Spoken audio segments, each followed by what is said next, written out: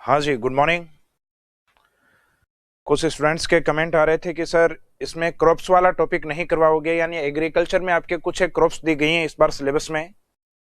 Last year वाला जो, या अपन कहें कि 2018 वाला जो सिलेबस था, उसमें एग्रीकल्चर टॉपिक लिख के और उसके सामने लिखा हुआ था रब्बी एंड खरीफ क्रॉप्स, यानी एग्रीकल्चर में आपको कंप्लीट पढ़ना था। लेकिन इस बार इन्होंने जो क्रॉप्स वाला पार्ट है अर्थात एग्रीकल्चर वाला पोर्शन है वो काफी सीमित कर दिया है। इसमें लगभग 6 क्रॉप्स आपके सिलेबस में दी गई हैं, जिसके बारे में आपका जैसे ही टॉपिक आएगा एग्रीकल्चर वाला तो अपन इन 6 क्रॉप्स को भी कवर करेंगे। तो आज के इस क्लास में हम, जैसा ही कल मैंने आपको बताया था कि सिलेबस इंट्रोडक्शन क्लास आपकी थी, तो उसी का जो फर्स्ट टॉपिक है अर्थात ओरिजिन ऑफ राजस्थान वाला पार्ट है, उसको आज की क्लास में स्टार्ट करेंगे अपन। वहां से किस तरीके के क्वेश्चंस उठाए जाते हैं, और आपका ये जो सिलेबस करवाया जा रहा है ये प्रीलिम्स के टच या प्रीलिम्स के अकॉर्डिंग है। तो आपको जो नोट्स प्रोवाइड हुए हैं, कल स्टूडेंट्स लास्ट में मैंने कमेंट्स देखे थे कि सर जो आपने नोट्स अपलोड किए हैं क्या उनका प्रिंट आउट लेना है, तो बिल्कुल इनका प्रिंट आउट लेके और आपको इनको रीड आउट करना है, क्योंकि अभी रिटर्न करने का इतना टाइम नहीं है, क्योंकि टाइम काफी कम है। तो आप इनको रिटर्न नहीं करके और इन नोट्सों के माध्यम से ही जैसे क्लास आपके चलती है उस दौरान इनको समझने का प्रयास करें। और जैसे ही ऑफलाइन क्लासेज स्टार्ट होती हैं और किसी प्रकार की प्रॉब्लम आती है तो वो अपन अपनी क्लासेज जो प्रॉपर ऑफलाइन क्लासेज होंगी उसके अंदर उसको सॉल्व करेंगे। तो स्टार्टिंग अपना टॉपिक है ओरिजिन ऑफ राजस्थान अर्थात राजस्थान की उत्पत्ति। जैसा कि लास्ट वाली क्लास में मैंने आपको बताया था, सिलेबस इंट्रोडक्शन जो क्लास हुई थी कि शुरुआत में अपनी जो पृथ्वी का निर्माण हुआ था उसका एक पोर्शन था जो कि लैंड पोर्शन के रूप में था, जिसको अपन जनरली कॉन्टिनेंट कहते हैं। और पृथ्वी का जो सुपर कॉन्टिनेंट एरिया है, सुपर कॉन्टिनेंट का मीनिंग है जितने भी कॉन्टिनेंट पार्ट्स हैं, यानी जितने भी महाद्वीपीय भाग हैं, अगर उनको मिला लिया जाए तो उसको नाम दिया जाता है सुपर कॉन्टिनेंट, जो कि टोटल अर्थ का कितना परसेंट पार्ट है, अप्रोक्सीमेट 29% पार्ट। और इसके लिए एक शब्द काम में लिया जाता है, इसको पेंजिया कहा जाता है। तो एक तो आपको यह पता होना चाहिए पेंजिया क्या है। तो ये आपने ज्योग्राफी में पढ़ा है, मैडम ने आपको एक थ्योरी पढ़ाई होगी जो कॉन्टिनेंट ड्रिफ्ट थ्योरी अर्थात महाद्वीप विस्थापन सिद्धांत, जिसमें अल्फ्रेड वेगेनर, जिन्होंने पृथ्वी के सुपर कॉन्टिनेंट एरिया को, यानी जो स्थलीय भाग है, महाद्वीपीय भाग है, उस महाद्वीपीय भाग को क्या बोला है, पेंजिया। तो पेंजिया का वैसे जनरली मीनिंग होगा अपना कॉन्टिनेंट एरिया या महाद्वीप, जबकि बचा हुआ या जो रिमेनिंग पार्ट है, तो पृथ्वी का जो रिमेनिंग पोर्शन है वो किसके रूप में है, वो वाटर पोर्शन के रूप में, या अपन कह सकते हैं कि महासागर के रूप में, जो 71% पार्ट है।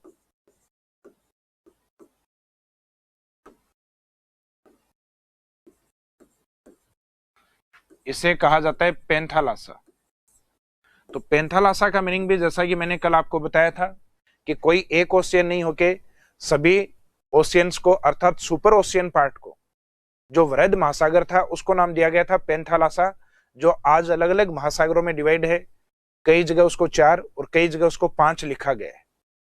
अब जैसा कि मैंने आपको बताया था कि जो पेंजिया है, इस पेंजिया या महाद्वीपों के नीचे जो कन्वेंशन करंट्स होती हैं, या अर्थात जो संवहन धाराएं होती हैं, वो आके प्लेट्स के साथ टकराती हैं।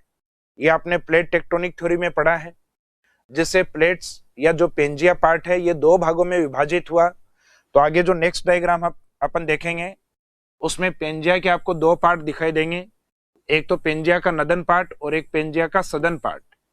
तो पेंजिया के नदन पार्ट को यानी उत्तरी भाग को नाम दिया जाता है अंगारालैंड।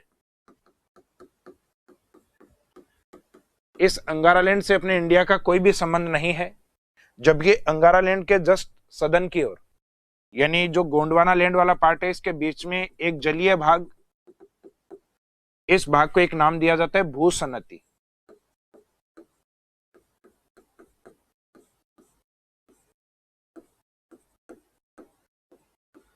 इसे जियोसिंक लेन के रूप में देखा जाता है, और इस जियोसिंक लेन का नाम क्या है, टेथिस सी, टेथिस सागर।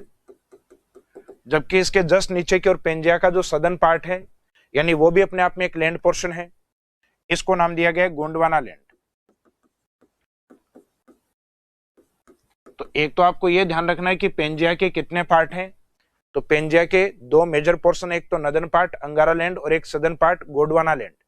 अपने इंडिया या अपने राजस्थान से संबंधित कौन सा है, तो उसमें आंसर रहेगा आपका गोंडवाना लैंड। और अंगारा लैंड का इंडिया से कोई संबंध नहीं है। हालांकि जनरली कहा जाता है कि हिमालय का जो नदर्न पार्ट है, यानी जिसको हम कहते हैं ट्रांस हिमालय वाले पार्ट में अंगारा लैंड प्लेट का योगदान है। तो भारत में अगर कहीं योगदान देखना चाहते हैं अपन अंगारा लैंड का, तो बिल्कुल हिमालय का जो नदर्न पार्ट है, अर्थात जिसको हम ट्रांस हिमालय, पार हिमालय, टेथिस हिमालय या तिब्बत हिमालय भी कहते हैं, उस पोर्शन में अंगारा लैंड को माना जा सकता है। लेकिन उसके जस्ट सदर्न का जो पार्ट है, जो मेन हिमालय अपन कहते हैं, मेन हिमालय मुख्य हिमालय किसे कहा जाता है, ग्रेट हिमालय को, अर्थात जो वृहद हिमालय वाला ब्रांच है उसको। उसके जस्ट नीचे लघु हिमालय अर्थात लेजर हिमालय। उसके बाद में जो सबसे दक्षिण की ओर ब्रांच है, जिसको अपन कहते हैं शिवालिक हिमालय। तो जो मेन हिमालय है उसके अंदर अंगारा लैंड का कोई भी पार्ट नहीं है, यानी जो अपना मेन हिमालय है उसमें अंगारा लैंड नहीं है। इसका मीनिंग ये इंडिया में स्थित नहीं मानते हैं जनरली। तो इसका मीनिंग कौन से लैंड पोर्शन को अपन मानेंगे, गोंडवाना लैंड को। तो इसी पे राजस्थान बना है। लेकिन राजस्थान का बचा हुआ भाग किस पे बना हुआ है, तो बचा हुआ भाग अपना बना हुआ है टेथिस सागर पे। तो इस टॉपिक में अपन देखते हैं फॉर्मेशन ऑफ राजस्थान या ओरिजिन ऑफ राजस्थान। जैसे कि बात करें राजस्थान का निर्माण या राजस्थान की उत्पत्ति, तो इसमें दो शब्द लिए जाते हैं, एक तो जी और एक टी। तो जी का मीनिंग आपको ध्यान है, ये पेंजिया का सदर्न पार्ट है, गोंडवाना लैंड।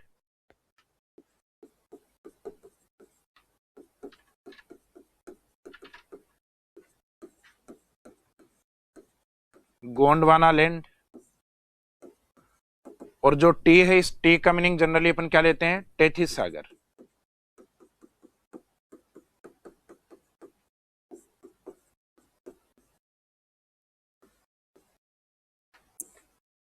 टेथिस सी के रूप में इसको लिया जाता है।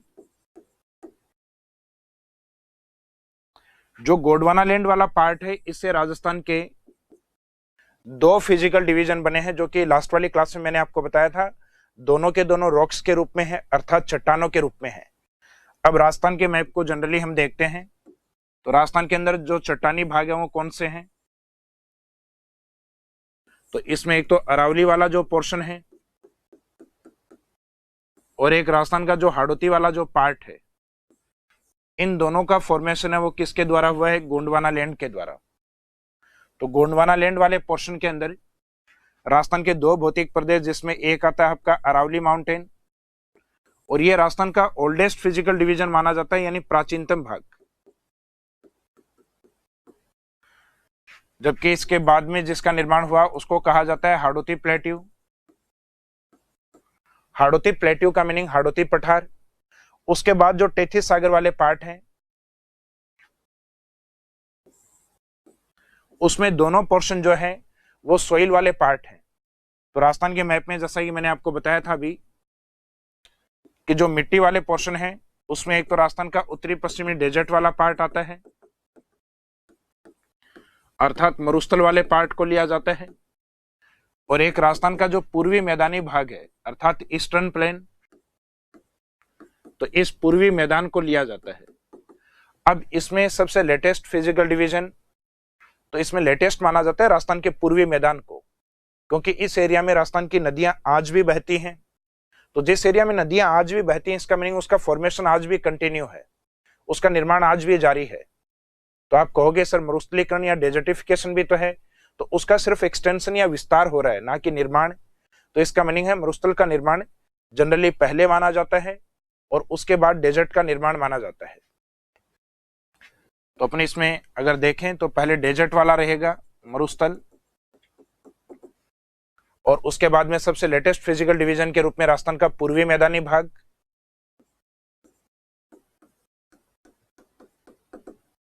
आप अल्फाबेट से भी देख सकते हैं कि जब आप ABCD बोलते हैं तो अल्फाबेट में जी पहले आएगा या टी पहले आएगा।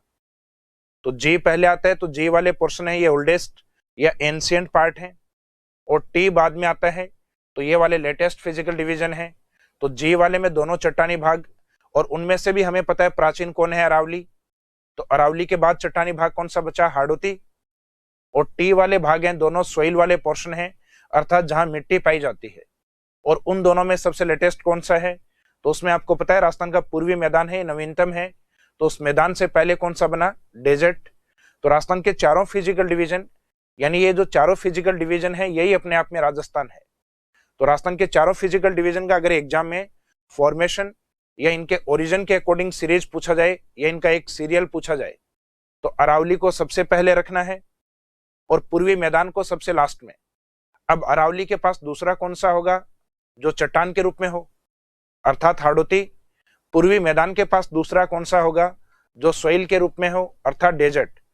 तो प्राचीन से नवीन की ओर क्रम क्या होगा, अरावली, हाड़ौती, मरुस्थल और पूर्वी मैदान।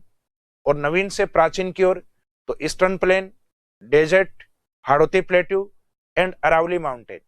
तो इस तरीके से एग्जाम में इनका एक तो सीरियल पूछा जा सकता है जिसमें डायरेक्ट क्वेश्चन आता है कि राजस्थान का ओल्डेस्ट फिजिकल डिवीजन अर्थात सबसे प्राचीन भौतिक प्रदेश कौन सा है।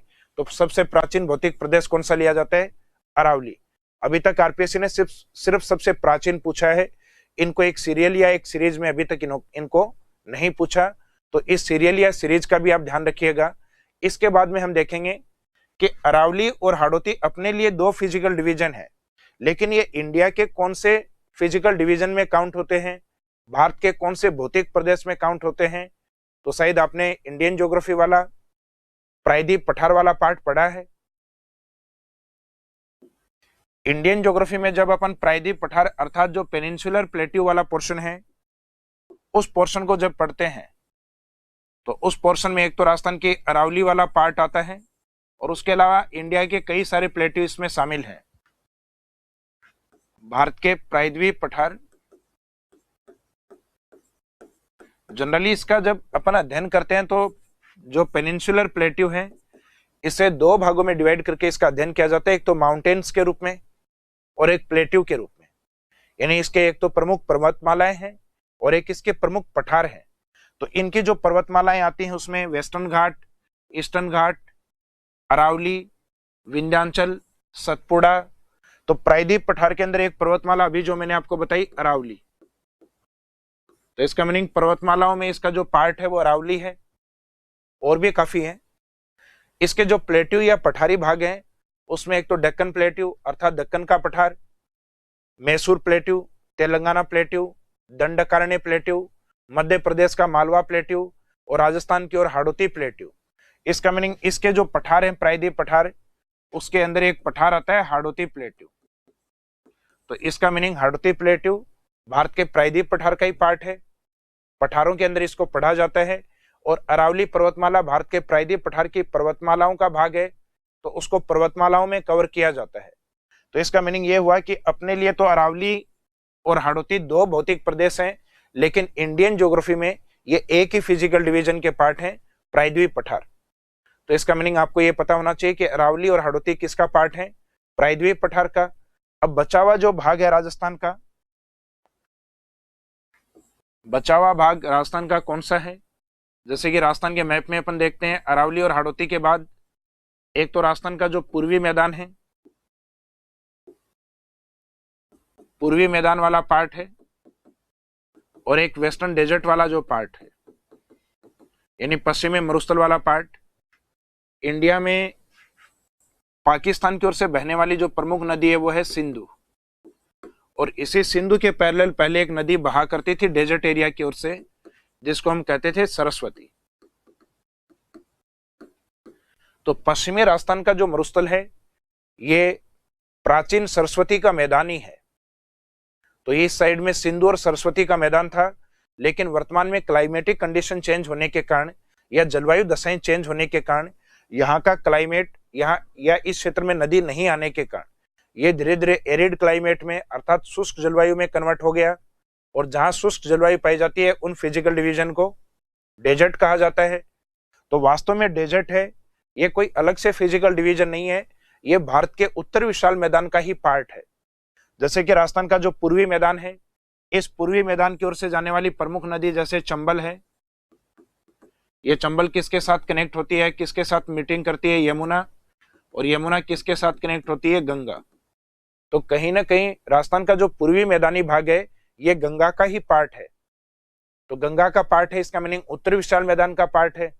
तो इसका मीनिंग ये लिया जाता है अपने जो दोनों सोइल वाले पार्ट है, यानी जहां मिट्टी पाई जाती है डेजर्ट एरिया में और ईस्टर्न प्लेन में, पूर्वी मैदान में, वो भारत के ग्रेट नदन जो प्लेन है उसी का ही डिवीजन माने जाते हैं।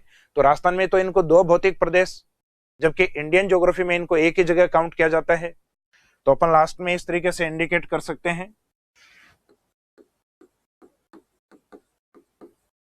कि अरावली एवं हाड़ौती यानी दोनों चट्टानी भाग हैं, भारत के प्रायद्वीप पठार का भाग है।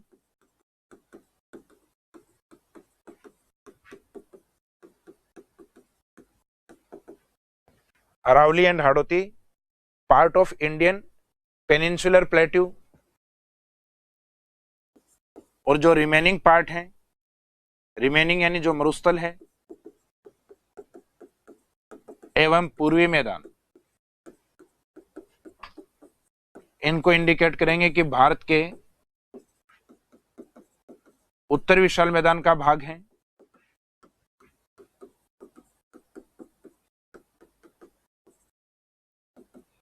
यानी राजस्थान में जो 4 फिजिकल डिवीजन पढ़े जाते हैं वो इंडियन ज्योग्राफी में सिर्फ 2 जगह कवर हो जाते हैं, एक तो प्रायद्वीप पठार में और एक उत्तर विशाल मैदान में। यहां से आपको रटना नहीं है, बिल्कुल समझना है।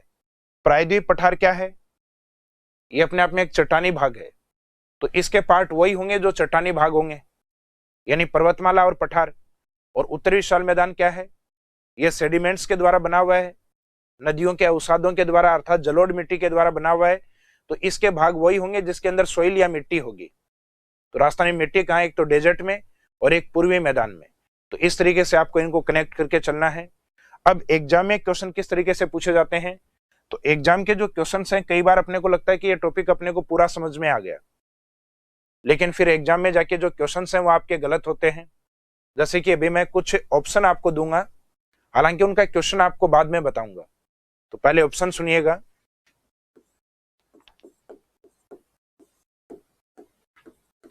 ऑप्शन जैसे दिया गया है गोंडवाना लैंड, एक जगह ऑप्शन आया आपके टेथिस सी, टेथिस सागर, एक है अंगारा लैंड, एक जिसमें दोनों ही शब्द अपन ने शॉर्ट में लिखा है, एग्जाम में पूरा नाम आएगा गोंडवाना लैंड एंड टेथिस। अब क्वेश्चन के रूप में आपको लिखा गया है कि राजस्थान का जो निर्माण है वो किस स्थलीय भाग से हुआ है, यानी राजस्थान किस टेरिटोरियल पार्ट अर्थात स्थलीय भाग से बना है। तो जब आपको क्वेश्चन में कंडीशन दी गई है कि इसमें लैंड पोर्शन या स्थलीय भाग से राजस्थान का निर्माण पूछा गया है, तो राजस्थान का निर्माण 2 ही भागों से हुआ है, ये आपको ध्यान है, एक तो जी से और एक टी से। अब इनमें स्थलीय भाग या कॉन्टिनेंट का पार्ट कौन सा है? तो कॉन्टिनेंट का पार्ट इसमें पता है जिसके नाम के साथ लैंड लगा हो, यानी गोंडवाना लैंड। तो राजस्थान का निर्माण किस स्थलीय भाग से हुआ है? तो उसमें आंसर केवल गोंडवाना लैंड लिया जाएगा। अगर क्वेश्चन का पैटर्न चेंज करके और उसमें क्वेश्चन में दिया जाए राजस्थान का निर्माण किस जलीय भाग से हुआ है, यानी कौन सा एक्वाटिक पोर्शन है जिससे राजस्थान बना है, तो उसमें आंसर क्या रहेगा? तो इसमें अंगारा लैंड ये तो लैंड पोर्शन है, टेथिस सी ये जलीय भाग के रूप में है, इसको जियोसिंक्लेन अर्थात भूसनती भी कहा जाता है। तो अगर जनरली एग्जाम में आए कि राजस्थान के भौतिक प्रदेश या फिजिकल डिवीजन कौन से जियोसिंक्लेन अर्थात भूसनती में बने हुए हैं, तो भूसनती के रूप में आंसर क्या रहेगा आपका? Tethys sea. और एक इसमें रहे कि राजस्थान का निर्माण किसके द्वारा हुआ है, तो आपसे डायरेक्ट ये पूछा कि राजस्थान के फॉर्मेशन में किस किस का योगदान है। तो आपको मैंने बताया था राजस्थान का निर्माण, और उस निर्माण के साथ अपन ने दोनों शब्द दिए थे जीटी, गोंडवाना लैंड और टेथिस सागर। इसका मीनिंग इस प्रकार के क्वेश्चन में कोई कंडीशन नहीं है, तो कोई कंडीशन नहीं है तो जिस भाग से राजस्थान बना है वो सारे भाग बताने हैं। तो राजस्थान का निर्माण 2 ही भागों से हुआ है, एक तो जी से और एक टी से। तो उसमें आंसर लास्ट वाला रहेगा राजस्थान के निर्माण में गोंडवाना लैंड और टेथिस सागर। और अभी तक अपन ने केवल टेथिस या केवल गोंडवाना लैंड क्यों लिया? क्योंकि क्वेश्चन की कंडीशन ही ये थी, या तो स्थलीय भाग या फिर जलीय भाग। और अगर क्वेश्चन ये पूछा जाता है कि राजस्थान के निर्माण में किस भाग का योगदान नहीं रहा, तो उसमें आपका आंसर रहेगा किस भाग का योगदान नहीं है, मुख्यतः अंगारा लैंड। तो आंसर किसी भी ओर जा सकता है, ये क्वेश्चन का जो पैटर्न रहेगा वो तय करेगा कि आंसर क्या रहेगा। और एक इस तरीके के क्वेश्चन आपको दिए जा सकते हैं कि भारत के भौतिक प्रदेशों के नाम लिखे हों। एक तरफ तो उत्तरी पर्वतीय प्रदेश,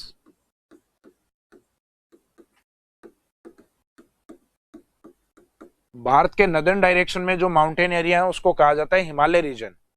तो यहाँ हिमालय पर्वतमाला भी लिखा हुआ रह सकता है या उत्तर पर्वतीय प्रदेश भी लिखा हुआ हो सकता है। उसके जस्ट नीचे की ओर उत्तर विशाल मैदान,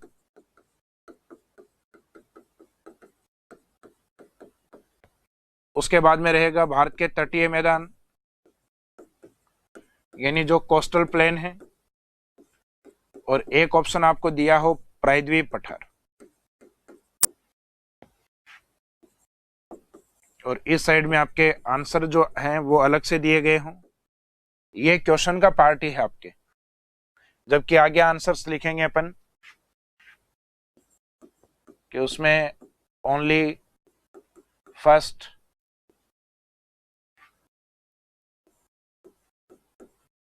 या ओनली सेकंड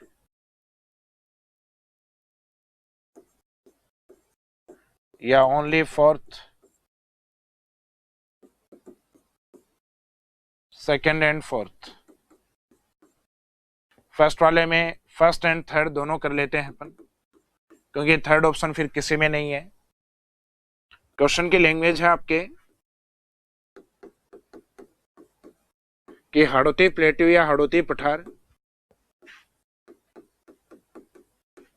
भारत के किस भौतिक प्रदेश में शामिल है।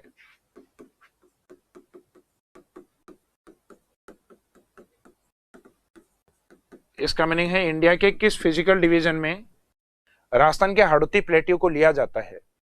तो राजस्थान का हाड़ौती प्लेट्यू एक चट्टानी भाग है, तो ये किसी चट्टानी भाग का ही पार्ट होगा, यानी जहां जनरली सेडिमेंट्स या अवसाद पाए जाते हैं ये उनका पार्ट नहीं होगा। इसका मीनिंग ये तो तय हो गया कि ये उत्तर विशाल मैदान और तटीय मैदान, क्योंकि इनका फॉर्मेशन जनरली जो नदियां होती हैं उनके सेडिमेंट डिपोजिशन के द्वारा अर्थात नदियों के द्वारा जमा किए गए अवसादों से हुआ है। तो इसका मीनिंग हाड़ौती को आप या तो हिमालय का पार्ट बताएं या फिर प्रायद्वीप पठार का। तो अगर आपने अध्ययन किया तो आपको ध्यान है कि हिमालय का कोई भी पार्ट राजस्थान में नहीं है। इसका मीनिंग अपना जो हाड़ौती है ये किस में काउंट होगा, ये भारत के प्रायद्वीप पठार। तो इसमें आंसर रहेगा आपका ओनली फॉर। हाड़ौती के साथ यहाँ एक फिजिकल डिवीजन और भी ऐड किया जा सकता है, अरावली। तो अरावली वाले में भी आंसर यही होता है, तो उसमें भी आपका आंसर यही जाएगा। फिर इसके साथ अगर हाड़ौती के साथ इन्होंने ऐड किया मरुस्थल को, कि डेजर्ट और हाड़ौती प्लेट्यू है भारत के किस फिजिकल डिवीजन में आते हैं, तो दोनों अलग अलग नेचर के हैं। हाड़ौती चट्टानी भाग का, तो चट्टानी भाग का पार्ट हो गए प्रायद्वीप पठार, और मरुस्थल है वो सेडिमेंट्स अर्थात सोइल वाला पार्ट, तो वो किसी सोइल वाले पोर्शन में काउंट होगा। अब सोइल वाले पार्ट कौन कौन से, एक तो उत्तर विशाल मैदान और एक तटीय मैदान। क्या राजस्थान कोस्टल जो अपने स्टेट हैं, जो तटीय राज्य हैं, उसमें राजस्थान शामिल है? तो इंडियन ज्योग्राफी में आपने पढ़ा है कि इंडिया किसी भी तट पे स्थित नहीं है, यानी भारत के दो तट हैं, एक तो पश्चिमी तट और एक पूर्वी तट। तो अपन किसी भी कोस्टल लाइन पे नहीं आते। इसका मीनिंग राजस्थान का जो मैदान है या राजस्थान का जो मरुस्थल है वो तटीय मैदानों में शामिल नहीं, अपना जो मैदान है वो उत्तर विशाल मैदान के पार्ट में शामिल है। इसका मीनिंग अपना ये जो आंसर है डेजर्ट के अकॉर्डिंग उत्तर विशाल मैदान वाला भी साथ में होगा, और हाड़ौती के अकॉर्डिंग प्रायद्वीप पठार, यानी आपका सेकंड एंड फोर्थ ऑप्शन जहां पे होगा, यानी यहाँ पे डी में सेकंड एंड फोर्थ, ये वाला आपका आंसर लिया जाएगा। तो इनके आंसर किस तरीके से देने हैं, तो जो क्वेश्चन का जो पैटर्न या जो तरीका है उसके अकॉर्डिंग अपने को आंसर लेने हैं। तो ये आपका फर्स्ट टॉपिक है। अब आपको लगेगा फर्स्ट टॉपिक कंप्लीट हो गया, तो फर्स्ट टॉपिक में सिर्फ दो शब्द हैं, एक तो जी यानी गोंडवाना लैंड, और जी के बाद में आता है टी यानी टेथिस सागर। गोंडवाना लैंड का मीनिंग है ये प्रायद्वीप पठार का पार्ट है, और टेथिस सागर का मीनिंग है कि ये उत्तर विशाल मैदान वाला पार्ट है। इस टॉपिक के बाद यानी राजस्थान के निर्माण के बाद हम देखेंगे राजस्थान की लोकेशन को, अर्थात उसकी स्थिति को और उसके विस्तार को। तो सेकंड टॉपिक आपका रहेगा राजस्थान की स्थिति विस्तार वाला पार्ट।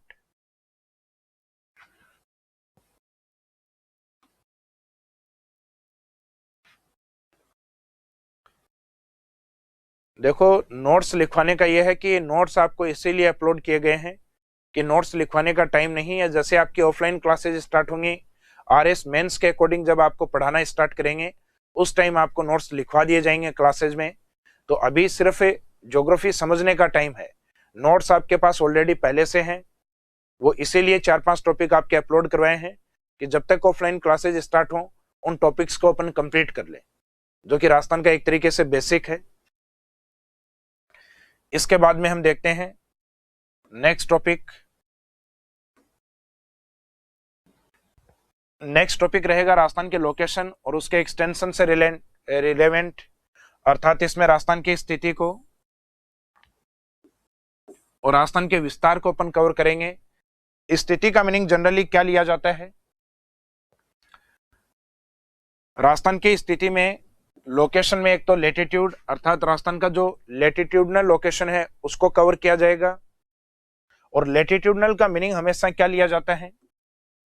जैसा कि आपको ध्यान है, अगर ये पृथ्वी है तो इसके ऊपर ये जो लाइन है लेटिवी लाइन या अक्षांश रेखा, इनको लेटीट्यूड लाइंस कहा जाता है।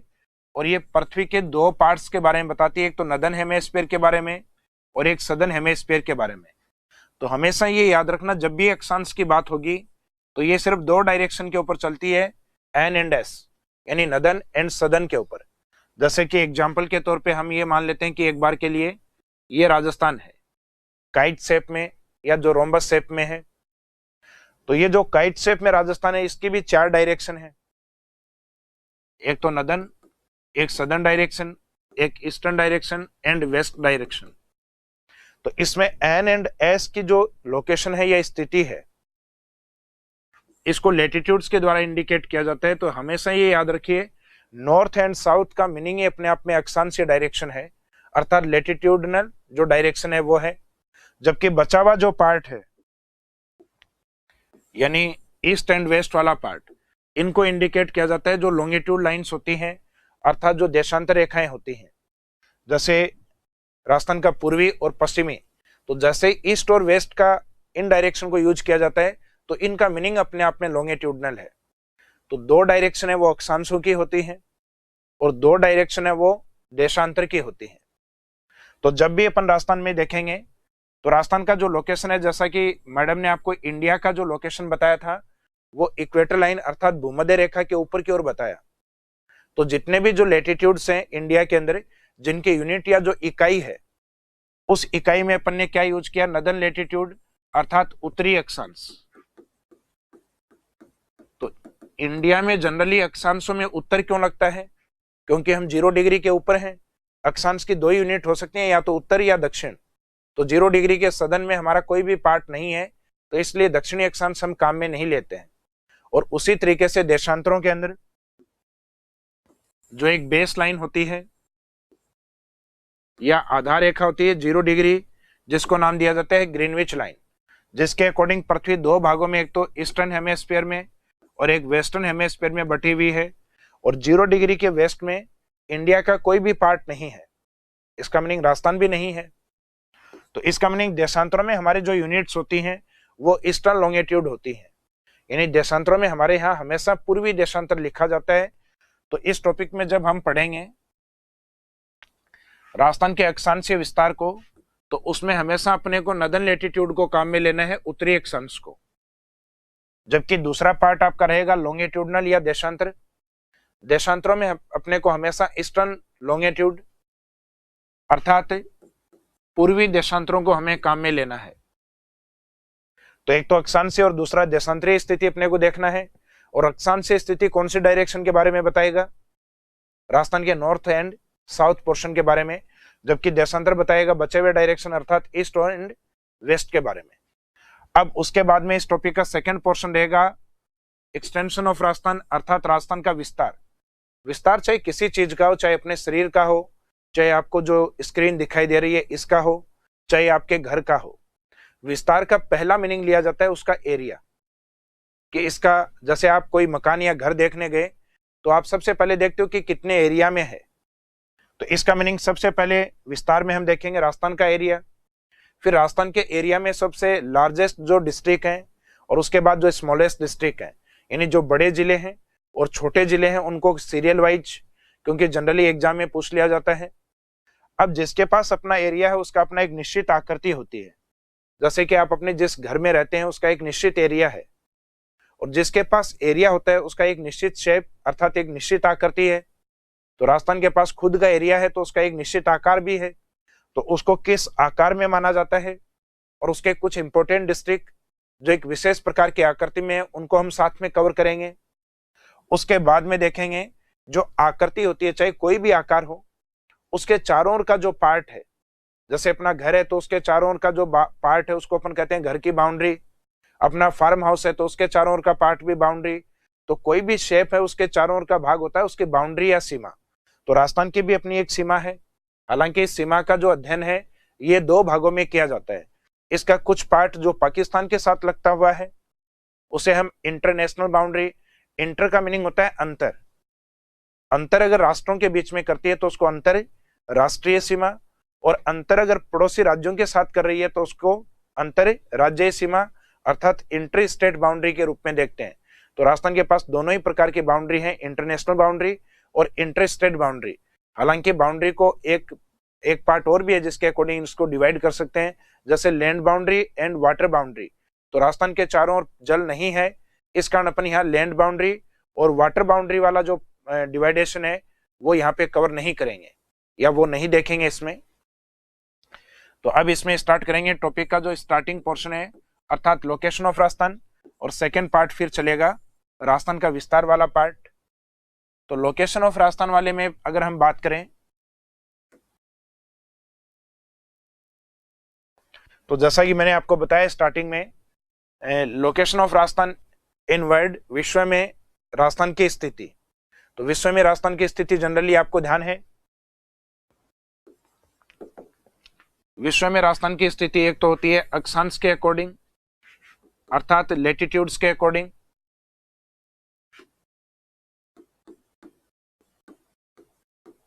तो लेटिट्यूड के अकॉर्डिंग राजस्थान की स्थिति क्या है, तो राजस्थान की स्थिति लिखी जाती है नदन हेमिस्फीयर, यानी ये उत्तरी गोलार्ध में है, और ये उत्तरी और दक्षिणी गोलार्ध किसके बेस पे डिवाइड होते हैं, ये होते हैं 0 डिग्री लेटिट्यूड लाइंस के अकॉर्डिंग अर्थात इक्वेटर लाइन के अकॉर्डिंग, भूमध्य रेखा के अकॉर्डिंग।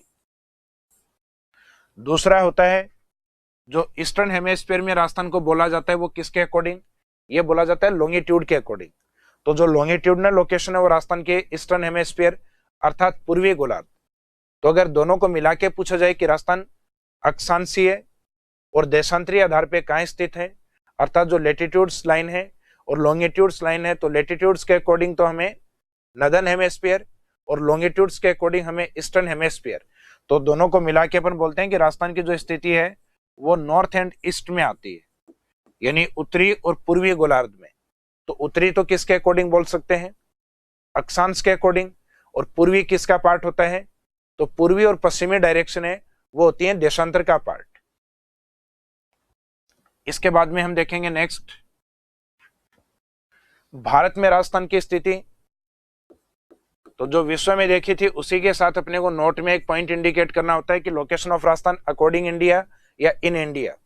तो भारत में राजस्थान की स्थिति जैसे मैप में आपको कहाँ दिखाई देती है, तो इंडिया के मैप में राजस्थान दिखाई देता है नदर्न वेस्टर्न वाले डायरेक्शन में, यानी भारत के अकॉर्डिंग ये उत्तर पश्चिम में स्थित है। तो इंडिया के अकॉर्डिंग डायरेक्शन अपने को जहां दिखाई देता है वो डायरेक्शन बोलना है। उसके बाद में देखेंगे कि राजस्थान में जो प्रॉपर लेटिट्यूड्स हैं अर्थात कौन सी संख्या से लेटिट्यूड स्टार्ट होते हैं राजस्थान में, या राजस्थान का विस्तार किस लेटिट्यूड से स्टार्ट होता है और किस लेटिट्यूड तक है, यानी प्रॉपर अक्षांश से विस्तार राजस्थान का कौन सा है।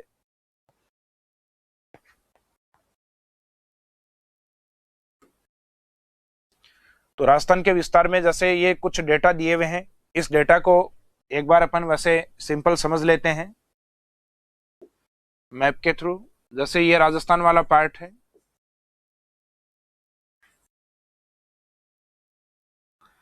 तो जब बात राजस्थान के अक्षांशीय विस्तार की होती है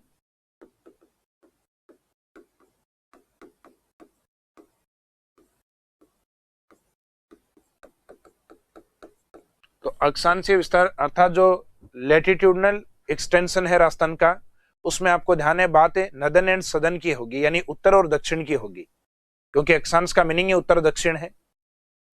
तो इसमें एक तो जो आपकी बेस लाइन है ये आपको ध्यान रखना है 0 डिग्री अर्थात भूमध्य रेखा। अब इसके ऊपर की ओर अपन जाते हैं तो राजस्थान या भारत स्थित है, तो इसके ऊपर आपको कितने डिग्री तक चलना होगा तब राजस्थान स्टार्ट होगा। तो इसमें आपको 23 डिग्री है ये तो कंप्लीट क्रॉस करनी होंगी, और इसके आगे कुछ माइनर यूनिट और हैं जो अपन बोलते हैं 23 डिग्री 3 मिनट उत्तरी अक्षांश। और ये राजस्थान का एक सदर्न पॉइंट है, राजस्थान का एक दक्षिणी स्थान है, और इस विलेज का नाम बोला जाता है बोरकुंड।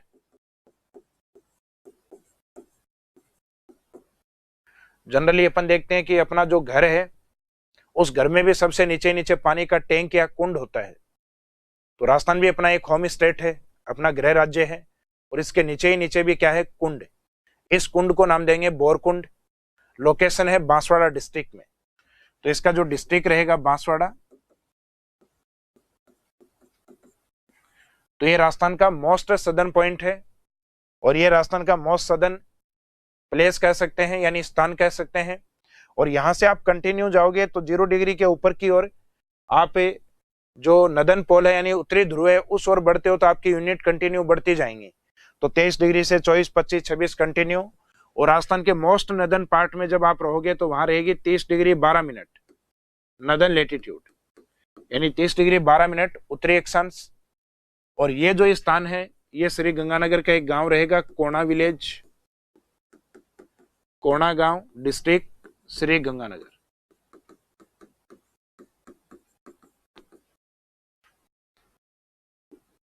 अब एक तो आपको ये ध्यान रखना है कि राजस्थान के जो नदन से सदन की जो डिस्टेंस है, अब डिस्टेंस की बात हो रही है, लेटीट्यूड्स की बात नहीं हो रही। तो ये दूरी आपको जो उत्तर से दक्षिण की दिखाई दे रही है।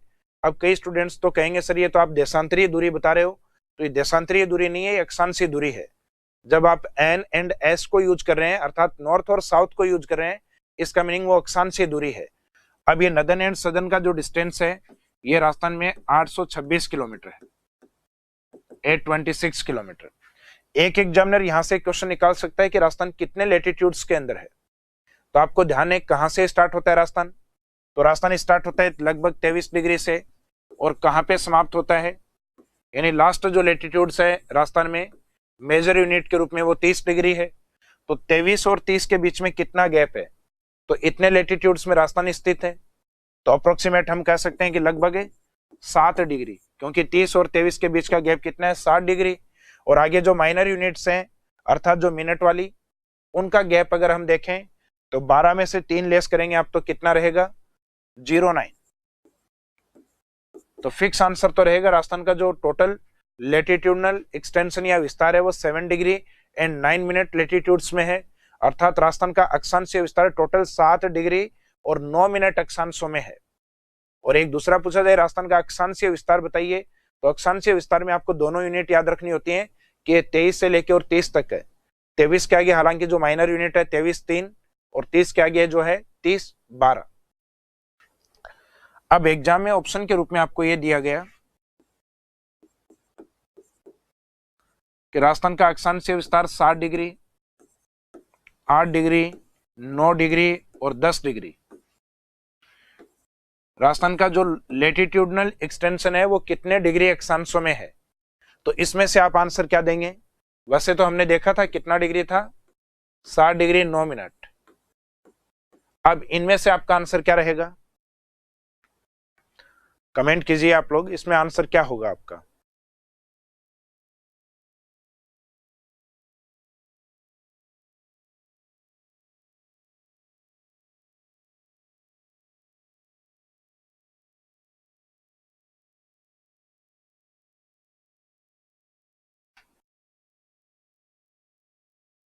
कुछ स्टूडेंट्स का आंसर ए आया, कईयों का बी आ रहा है।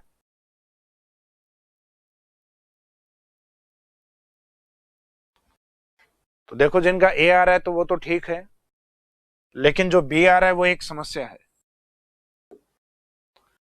अगर कोई भी 1 डिग्री है अक्षांश के अंदर तो उसके जो माइनर यूनिट होते हैं उसको क्या बोलते हैं अपन? डिग्री की माइनर यूनिट होती है मिनट्स। तो 1 डिग्री में कितने मिनट्स होते हैं? 60 मिनट। और किसी भी डिग्री का हाफ पार्ट कितना होता है? तो हाफ पार्ट होता है उसका 30 मिनट। तो जब तक डिग्री के आगे आगे वाली जो मिनट्स हैं वो अगर हाफ पार्ट तक नहीं पहुंचती हैं तो जो मेन डिग्री लिखा हुआ रहता है वही अपन आंसर मानते हैं। जैसे यहां लिखा हुआ है 7 डिग्री और 9 मिनट, तो ये जो 9 मिनट है ये हाफ पार्ट तक नहीं जा रही, अर्थात ये 30 मिनट तक नहीं पहुंच रही। तो ये 30 मिनट तक नहीं पहुंच रही तब तक डिग्री को अपन चेंज नहीं करेंगे, यानी डिग्री को आगे वाले यूनिट में काउंट नहीं करेंगे अपन। और अगर यहाँ पे 30 होता तो अपन इसको अप्रोक्सीमेट 8 बोल सकते थे। तो इसका मीनिंग आपका जो आंसर रहेगा राउंड फिगर के अंदर वो ज्यादा सटीक रहेगा 7 डिग्री वाला। या तो फिक्स आंसर मिलेगा आपको एग्जाम में 7 डिग्री 9 मिनट, या राउंड फिगर में आंसर लेना है आपको 7 डिग्री। तो कई बार आपका क्या है कि ज्योग्राफी पढ़ने के बाद में भी क्वेश्चन गलत होते हैं, वो थोड़ी सी समझ या हो सकता है इस पैटर्न के क्वेश्चन आपने पहले नहीं देखे, इस कारण हो सकते हैं। अब एक देखेंगे अपन राजस्थान के अंदर जो लेटीट्यूड्स हैं, कौन से लेटीट्यूड से कौन से लेटीट्यूड के बीच में राजस्थान है, कौन से अक्षांश से कौन से अक्षांश के बीच में, मैंने आपको बता दिया।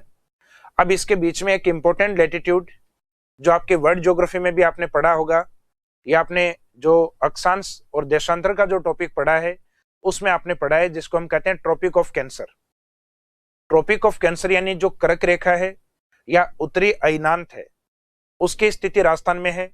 अब राजस्थान में किस तरीके से है तो ये अपन अलग से देखते हैं। ट्रॉपिक ऑफ कैंसर वाला पॉइंट, ट्रॉपिक ऑफ कैंसर का मीनिंग है 23 डिग्री और 30 मिनट नॉर्दर्न लैटिट्यूड।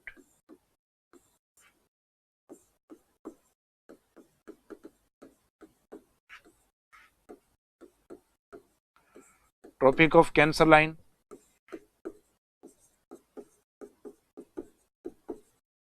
और कर्क रेखा, इसी को उत्तरी अयनांत भी कहा जाता है, उत्तरी अयनांत रेखा। एक बार के लिए हम ये मानते हैं कि यह राजस्थान का सदर्न पार्ट है, केवल राजस्थान का दक्षिणी भाग बनाया है, जिसमें इस तरीके से ये डॉट डॉट करके पार्ट, ये वाला पार्ट अपना बांसवाड़ा, और इसके जस्ट इस साइड में डूंगरपुर डिस्ट्रिक्ट।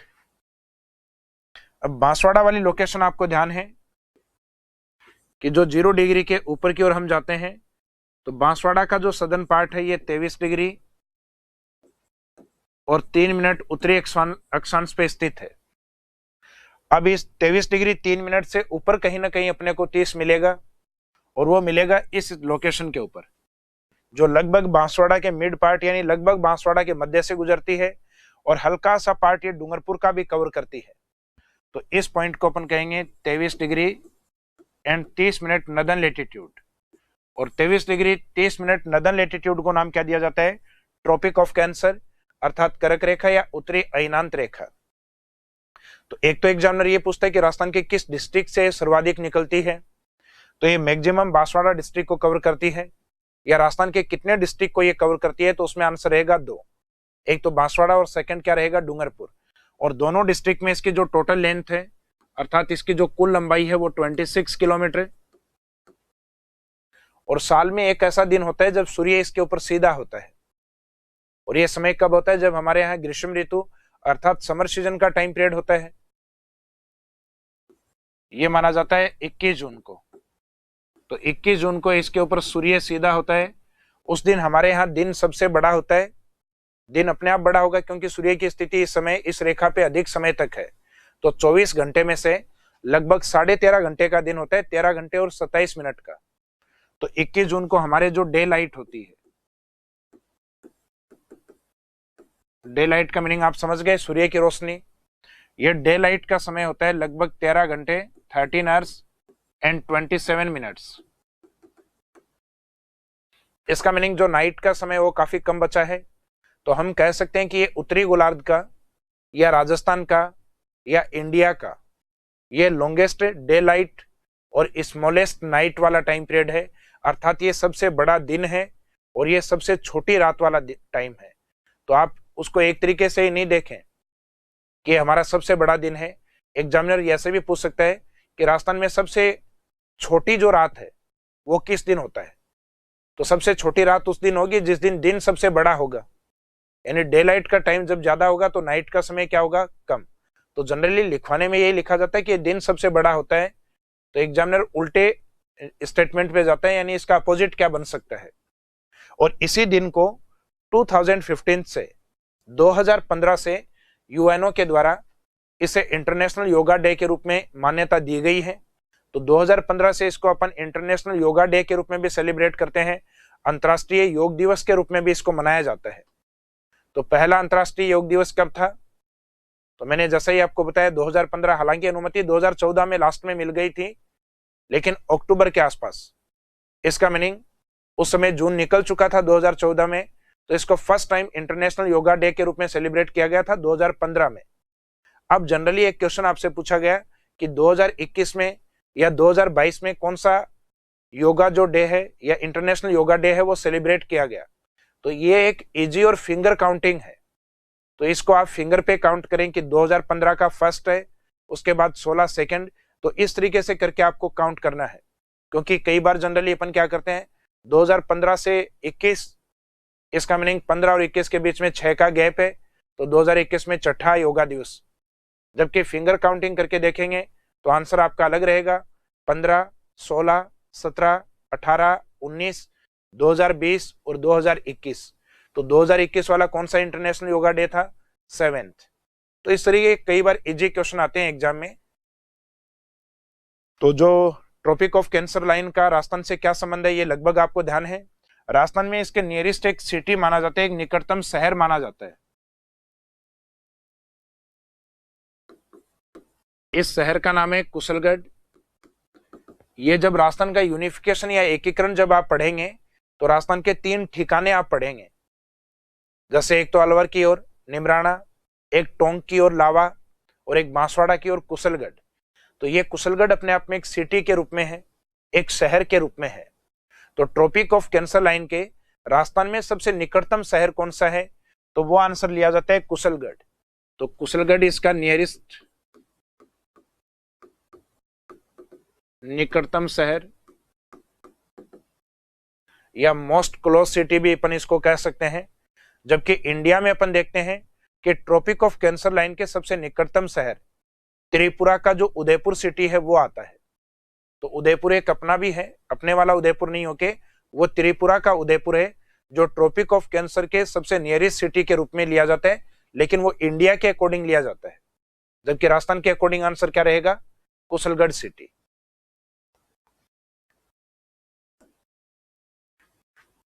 तो जैसा कि मैंने आपको बताया कि राजस्थान के अंदर जो लेटीट्यूड लोकेशन है वो बोरकुंड से लेके और कोणा तक, और उत्तर से दक्षिण की दूरी आपको बताई मैंने आपको 826 किलोमीटर। तो अगर एग्जामिनर ये पूछे कि 23-3 से 30-12 के बीच की दूरी कितनी है, तो 826 रहेगा। बोरकुंड से कोणा के बीच की दूरी कितनी है, तो 826 किलोमीटर रहेगा। या राजस्थान के उत्तर से दक्षिण की दूरी, और उत्तर दक्षिण का मीनिंग क्या होता है, अक्षांशीय दूरी। तो राजस्थान की अक्षांशीय दूरी कितनी है, तो राजस्थान की अक्षांशीय दूरी है 826 किलोमीटर।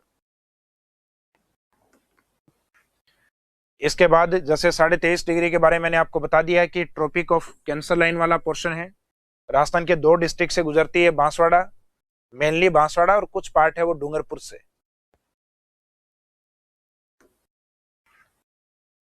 इसके बाद में जैसा कि मैंने आपको बताया 21 जून का इंपॉर्टेंस क्या है, तो लॉन्गेस्ट डे नदर्न हेमिस्फीयर और राजस्थान, नदर्न हेमिस्फीयर और राजस्थान, ये उत्तरी गोलार्ध और राजस्थान का सबसे बड़ा दिन है और स्मॉलेस्ट नाइट यानी सबसे छोटी रात है। उसके बाद में this day celebrated as summer solstice day, इस दिन को करक संक्रांति भी कहा जाता है। सूर्य जब करक रेखा पे होता है तो इसको करक संक्रांति, और जब 22 दिसंबर के आसपास मकर रेखा पे होता है तो उसको मकर संक्रांति कहा जाता है। तो मकर संक्रांति का मीनिंग कई स्टूडेंट सोचते हैं कि सर ये 14 जनवरी को नहीं होता क्या, तो वो मकर संक्रांति फेस्टिवल होता है, मकर संक्रांति का त्योहार होता है। लेकिन मकर संक्रांति जो ज्योग्राफिकल कंडीशन है वो 22 दिसंबर को, और जो करक संक्रांति है वो होता है आपका 21 जून को। और जैसा कि मैंने आपको बताया था, that day celebrate as yoga day since 2015। इस दिन को 2015 से अंतर्राष्ट्रीय योगा दिवस के रूप में मनाया जाता है। इसके बाद में हम देखते हैं next point, longitudinal extension of Rajasthan, Rajasthan का देशांतरीय विस्तार। यानी जो राजस्थान की स्थिति अपन देख रहे थे उसमें स्मॉल ए लेटर में लिया था अपन ने राजस्थान का अक्षांशीय विस्तार, और स्मॉल बी लेटर के रूप में हेडिंग आपका है राजस्थान का देशांतरीय विस्तार। अब देशांतरीय विस्तार का जनरल मीनिंग हम लेते हैं कि राजस्थान है वो ग्रीनविच लाइन के ईस्ट की ओर है, लेकिन ईस्ट की ओर अपन कितने लॉन्गिट्यूड्स क्रॉस करेंगे तब राजस्थान स्टार्ट होगा, तो अपने को क्रॉस करने होंगे 69 degree and 30 minutes, 69 degree complete, और उसके ऊपर माइनर जो यूनिट है वो 30 मिनट्स ईस्टर्न लॉन्गिट्यूड तक अपन चलेंगे 0 डिग्री से, तब जाके राजस्थान स्टार्ट होता है। और ये लोकेशन होती है कटरा विलेज, कटरा गांव। Katra village part of Jaisalmer, ये जैसलमेर का भाग है। और यहां से कंटिन्यूस जब राजस्थान के ईस्टर्न पॉइंट तक अपन पहुंचते हैं तब तक कितने लॉन्गिट्यूड्स कंप्लीट हो चुके होते हैं, तब तक कंप्लीट हो चुके होते हैं 78 डिग्री और 17 मिनट, यानी 78 डिग्री 17 मिनट पूर्व तक जब पहुंचते हैं तब तक राजस्थान चलता है। और ये जो लोकेशन आती है ये पूर्वी राजस्थान में एक गांव आता है सिलाना विलेज, ना या इसको जनरली ना दोनों ही प्रोनाउंस किए जाते हैं, तो सिलाना गांव या सिलाना गांव। और ये राजस्थान के कौन से डिस्ट्रिक्ट में है, तो वैसे राजस्थान का जैसलमेर और धौलपुर डिस्ट्रिक्ट है, इनको एक दूसरे के अपोजिट मानते हैं, एक पूर्व है तो दूसरा राजस्थान के पश्चिम है, और ये एरिया वाइज भी एक दूसरे के अपोजिट है। राजस्थान का सबसे बड़ा डिस्ट्रिक्ट जैसलमेर है और स्मॉलेस्ट डिस्ट्रिक्ट है एरिया में वो कौन सा है, धौलपुर डिस्ट्रिक्ट। अब इस लॉन्गिट्यूड से इस लॉन्गिट्यूड का बीच का जो डिस्टेंस है वो राजस्थान का लॉन्गिट्यूडनल डिस्टेंस है, अर्थात राजस्थान का देशांतरीय दूरी है। तो राजस्थान की देशांतरीय दूरी है 869 किलोमीटर। और अभी थोड़ी देर पहले अपने राजस्थान के उत्तर से दक्षिण की दूरी देखी थी, अक्षांशीय दूरी। अक्षांशीय दूरी कितनी थी, 826 किलोमीटर। एग्जाम में आपको एक स्टेटमेंट दिया जाता है कि राजस्थान का जो अक्षांशीय विस्तार है वो देशांतरीय विस्तार से अधिक है, तो क्या राजस्थान का जो लॉन्गिट्यूडनल एक्सटेंशन है उससे लेटिट्यूडनल एक्सटेंशन है वो मैक्सिमम है या उससे अधिक है, तो नहीं है, अपने को पता है। अगर ये डेटा आपको ध्यान होगा तो उस स्टेटमेंट का आंसर आपको ध्यान होगा। तो मीनिंग ये नहीं है कि आप इन डेटा को रट के रखें, आप जनरल भी याद रख सकते हैं अक्षांशीय विस्तार कम है और देशांतरीय विस्तार अधिक है, लेकिन इन डेटा और फैक्ट को आप याद रखेंगे तो ये स्टेटमेंट आपको अपने आप याद हो जाएगा। तो इसका मीनिंग इस डिस्टेंस को आपको याद रखना है, और अक्षांश वाली को भी, अक्षांश वाली 826 और ये 869। तो इसको अपन इस तरीके से देख सकते हैं कि राजस्थान का जो देशांतरीय विस्तार है अर्थात जो लॉन्गिट्यूडनल एक्सटेंशन है, जो लॉन्गिट्यूड है वो 69.5 ईस्टर्न लॉन्गिट्यूड से या पूर्वी देशांतर कटरा गांव जैसलमेर राजस्थान के पश्चिम से स्टार्ट होकर राजस्थान के पूर्व में धौलपुर सिलाना गांव 78 डिग्री 17 मिनट तक विस्तृत है। ये ईस्ट वाले जितने भी पॉइंट हैं और ये वेस्ट वाले जितने भी पॉइंट हैं, इन दोनों पॉइंट्स के बीच में डिस्टेंस या दूरी कितनी है, तो ये ईस्ट और वेस्ट के बीच का जो डिस्टेंस है ये आता है आपका 869 किलोमीटर। उसके बाद में एक क्वेश्चन है लॉन्गिट्यूडनल गैप ऑफ राजस्थान, यानी राजस्थान में टोटल लॉन्गिट्यूडनल गैप कितना है। तो आप एक तो ये देखिए राजस्थान में जो लॉन्गिट्यूड है वो कहां से स्टार्ट होते हैं, 69.5 से। तो 69.5 को एक बार के लिए आप 70 मान लीजिएगा कि राजस्थान 70 डिग्री से स्टार्ट होता है। तो 70 डिग्री से राजस्थान कहां तक है, 78 तक, 78 एंड 17 मिनट तक। तो 70 से ऊपर कितने जो लॉन्गिट्यूड्स हैं, तो 70 से ऊपर कितने हैं, 8 डिग्री और 17 मिनट। लेकिन अपन ने यहां कुछ डेटा है जिनको स्किप किया है, छोड़ा है। कितना डेटा था, 69.5 के बाद का जो 30 डिग्री वाला डेटा था वो अपन ने छोड़ा है, सॉरी 30 डिग्री नहीं 30 मिनट। तो उस 30 मिनट को अपन और ऐड करेंगे, और मिनट कौन से पोर्शन में ऐड होगा, मिनट वाले के अंदर।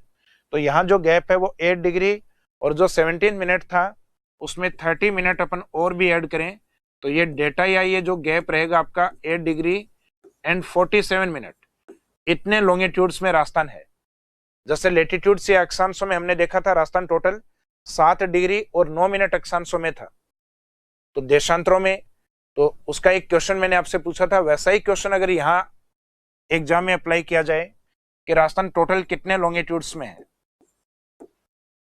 राउंड फिगर में आंसर है 8 degree, 9 degree, 10 degree and 11 degree.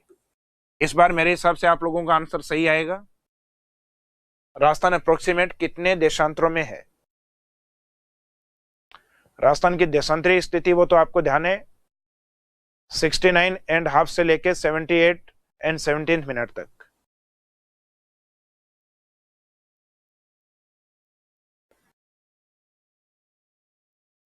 Very good, इसमें लगभग सभी स्टूडेंट्स का आंसर ठीक है 9 डिग्री, क्योंकि इसमें जो डेटा आपका था वो 8 डिग्री एंड 47 मिनट, और इस बार जो मिनट वैल्यू है वो 30 मिनट से ऊपर थी, और 30 मिनट से ऊपर जब वैल्यू होती है तो पहले वाले डिग्री को अपन नेक्स्ट डेटा में चेंज कर लेंगे, यानी 8 डिग्री नहीं बोल के उसको अप्रोक्सीमेट 9 डिग्री बोला जाएगा, या तो फिक्स डेटा रहेगा आपका एग्जाम में 8 डिग्री 47 मिनट, तब तो आपका आंसर वो का वो रहेगा।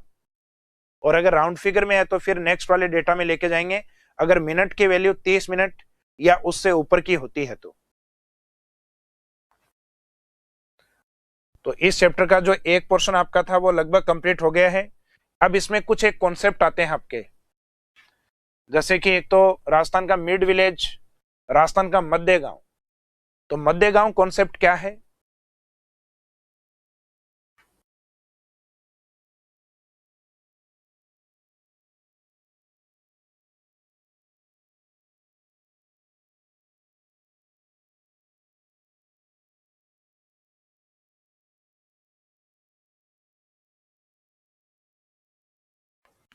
कुछ स्टूडेंट्स के कुछ स्टेटमेंट हैं वो एक बार मैं देख लेता हूं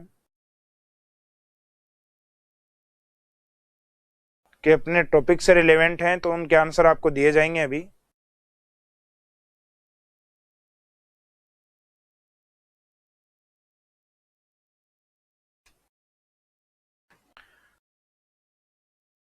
देखो, कर्क रेखा के निकटतम, एक स्टूडेंट का कमेंट आ रहा है कि सर कर्क रेखा के निकटतम या उसके पास सिटी से मतलब डिस्ट्रिक्ट ऑफिस से है, तो रांची कर्क रेखा पर ही है, तो पास में क्यों नहीं हुआ? तो डिस्ट्रिक्ट हेडक्वार्टर का मीनिंग अलग है। हालांकि डिस्ट्रिक्ट हेडक्वार्टर अपने आप में एक सिटी वाला पार्ट होता है, लेकिन सिटी अपने आप में एक अलग डेफिनेशन है। उस डिस्ट्रिक्ट हेडक्वार्टर से भी नियरेस्ट उदयपुर सिटी को माना जाता है, जबकि डिस्ट्रिक्ट है उसका मीनिंग अलग होता है। डिस्ट्रिक्ट के जो क्राइटेरिया हैं वो अलग होते हैं, क्योंकि डिस्ट्रिक्ट का आपका जो प्रमुख होता है वो आपको ध्यान है डीएम को बोला जाता है, अर्थात जो जिला कलेक्टर हैं वो उसके प्रमुख के रूप में मानते हैं अपन। जबकि जो सिटी है, सिटी एक छोटा कस्बा भी हो सकता है। तो सिटी के कुछ एक क्राइटेरिया होते हैं।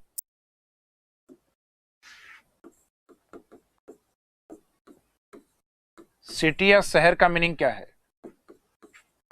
1971 का जो आपका पॉपुलेशन सेंसस था, जो जनगणना हुई थी, उस जनगणना में पहली बार बताया गया था कि शहर किसे कहा जाए। तो शहर या कस्बा या सिटी किसको बोला जाता है जनरली? जिसके पास से पॉपुलेशन या जनसंख्या है वो कम से कम 5000 हो, 5000 या इससे अधिक। इस क्षेत्र का जो डेंसिटी है अर्थात घनत्व है,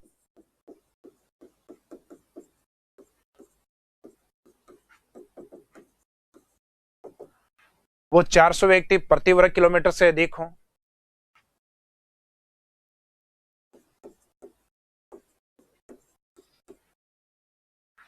इस क्षेत्र में जो काम करने वाले लोग हैं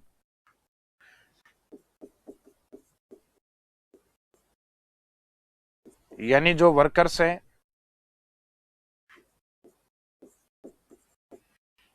75% या मोर देन 75%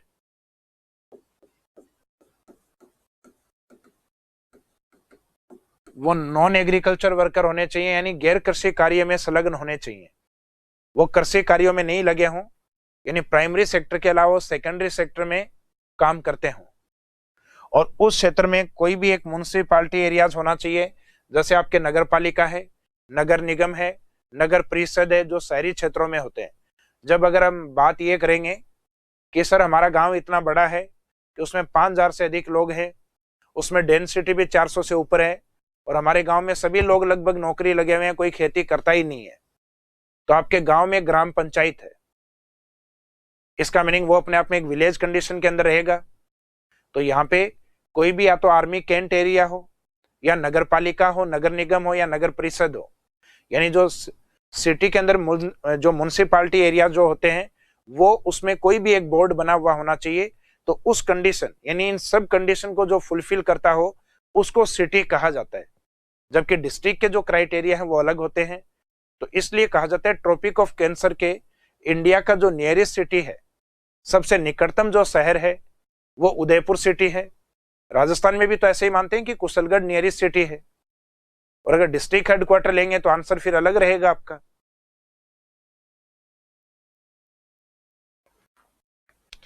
इसके बाद में हम देखते हैं नेक्स्ट, जो एक कॉन्सेप्ट अपना चल रहा था कि according to satellite survey mid village of Rajasthan. तो कॉन्सेप्ट ये है आपका मिड विलेज।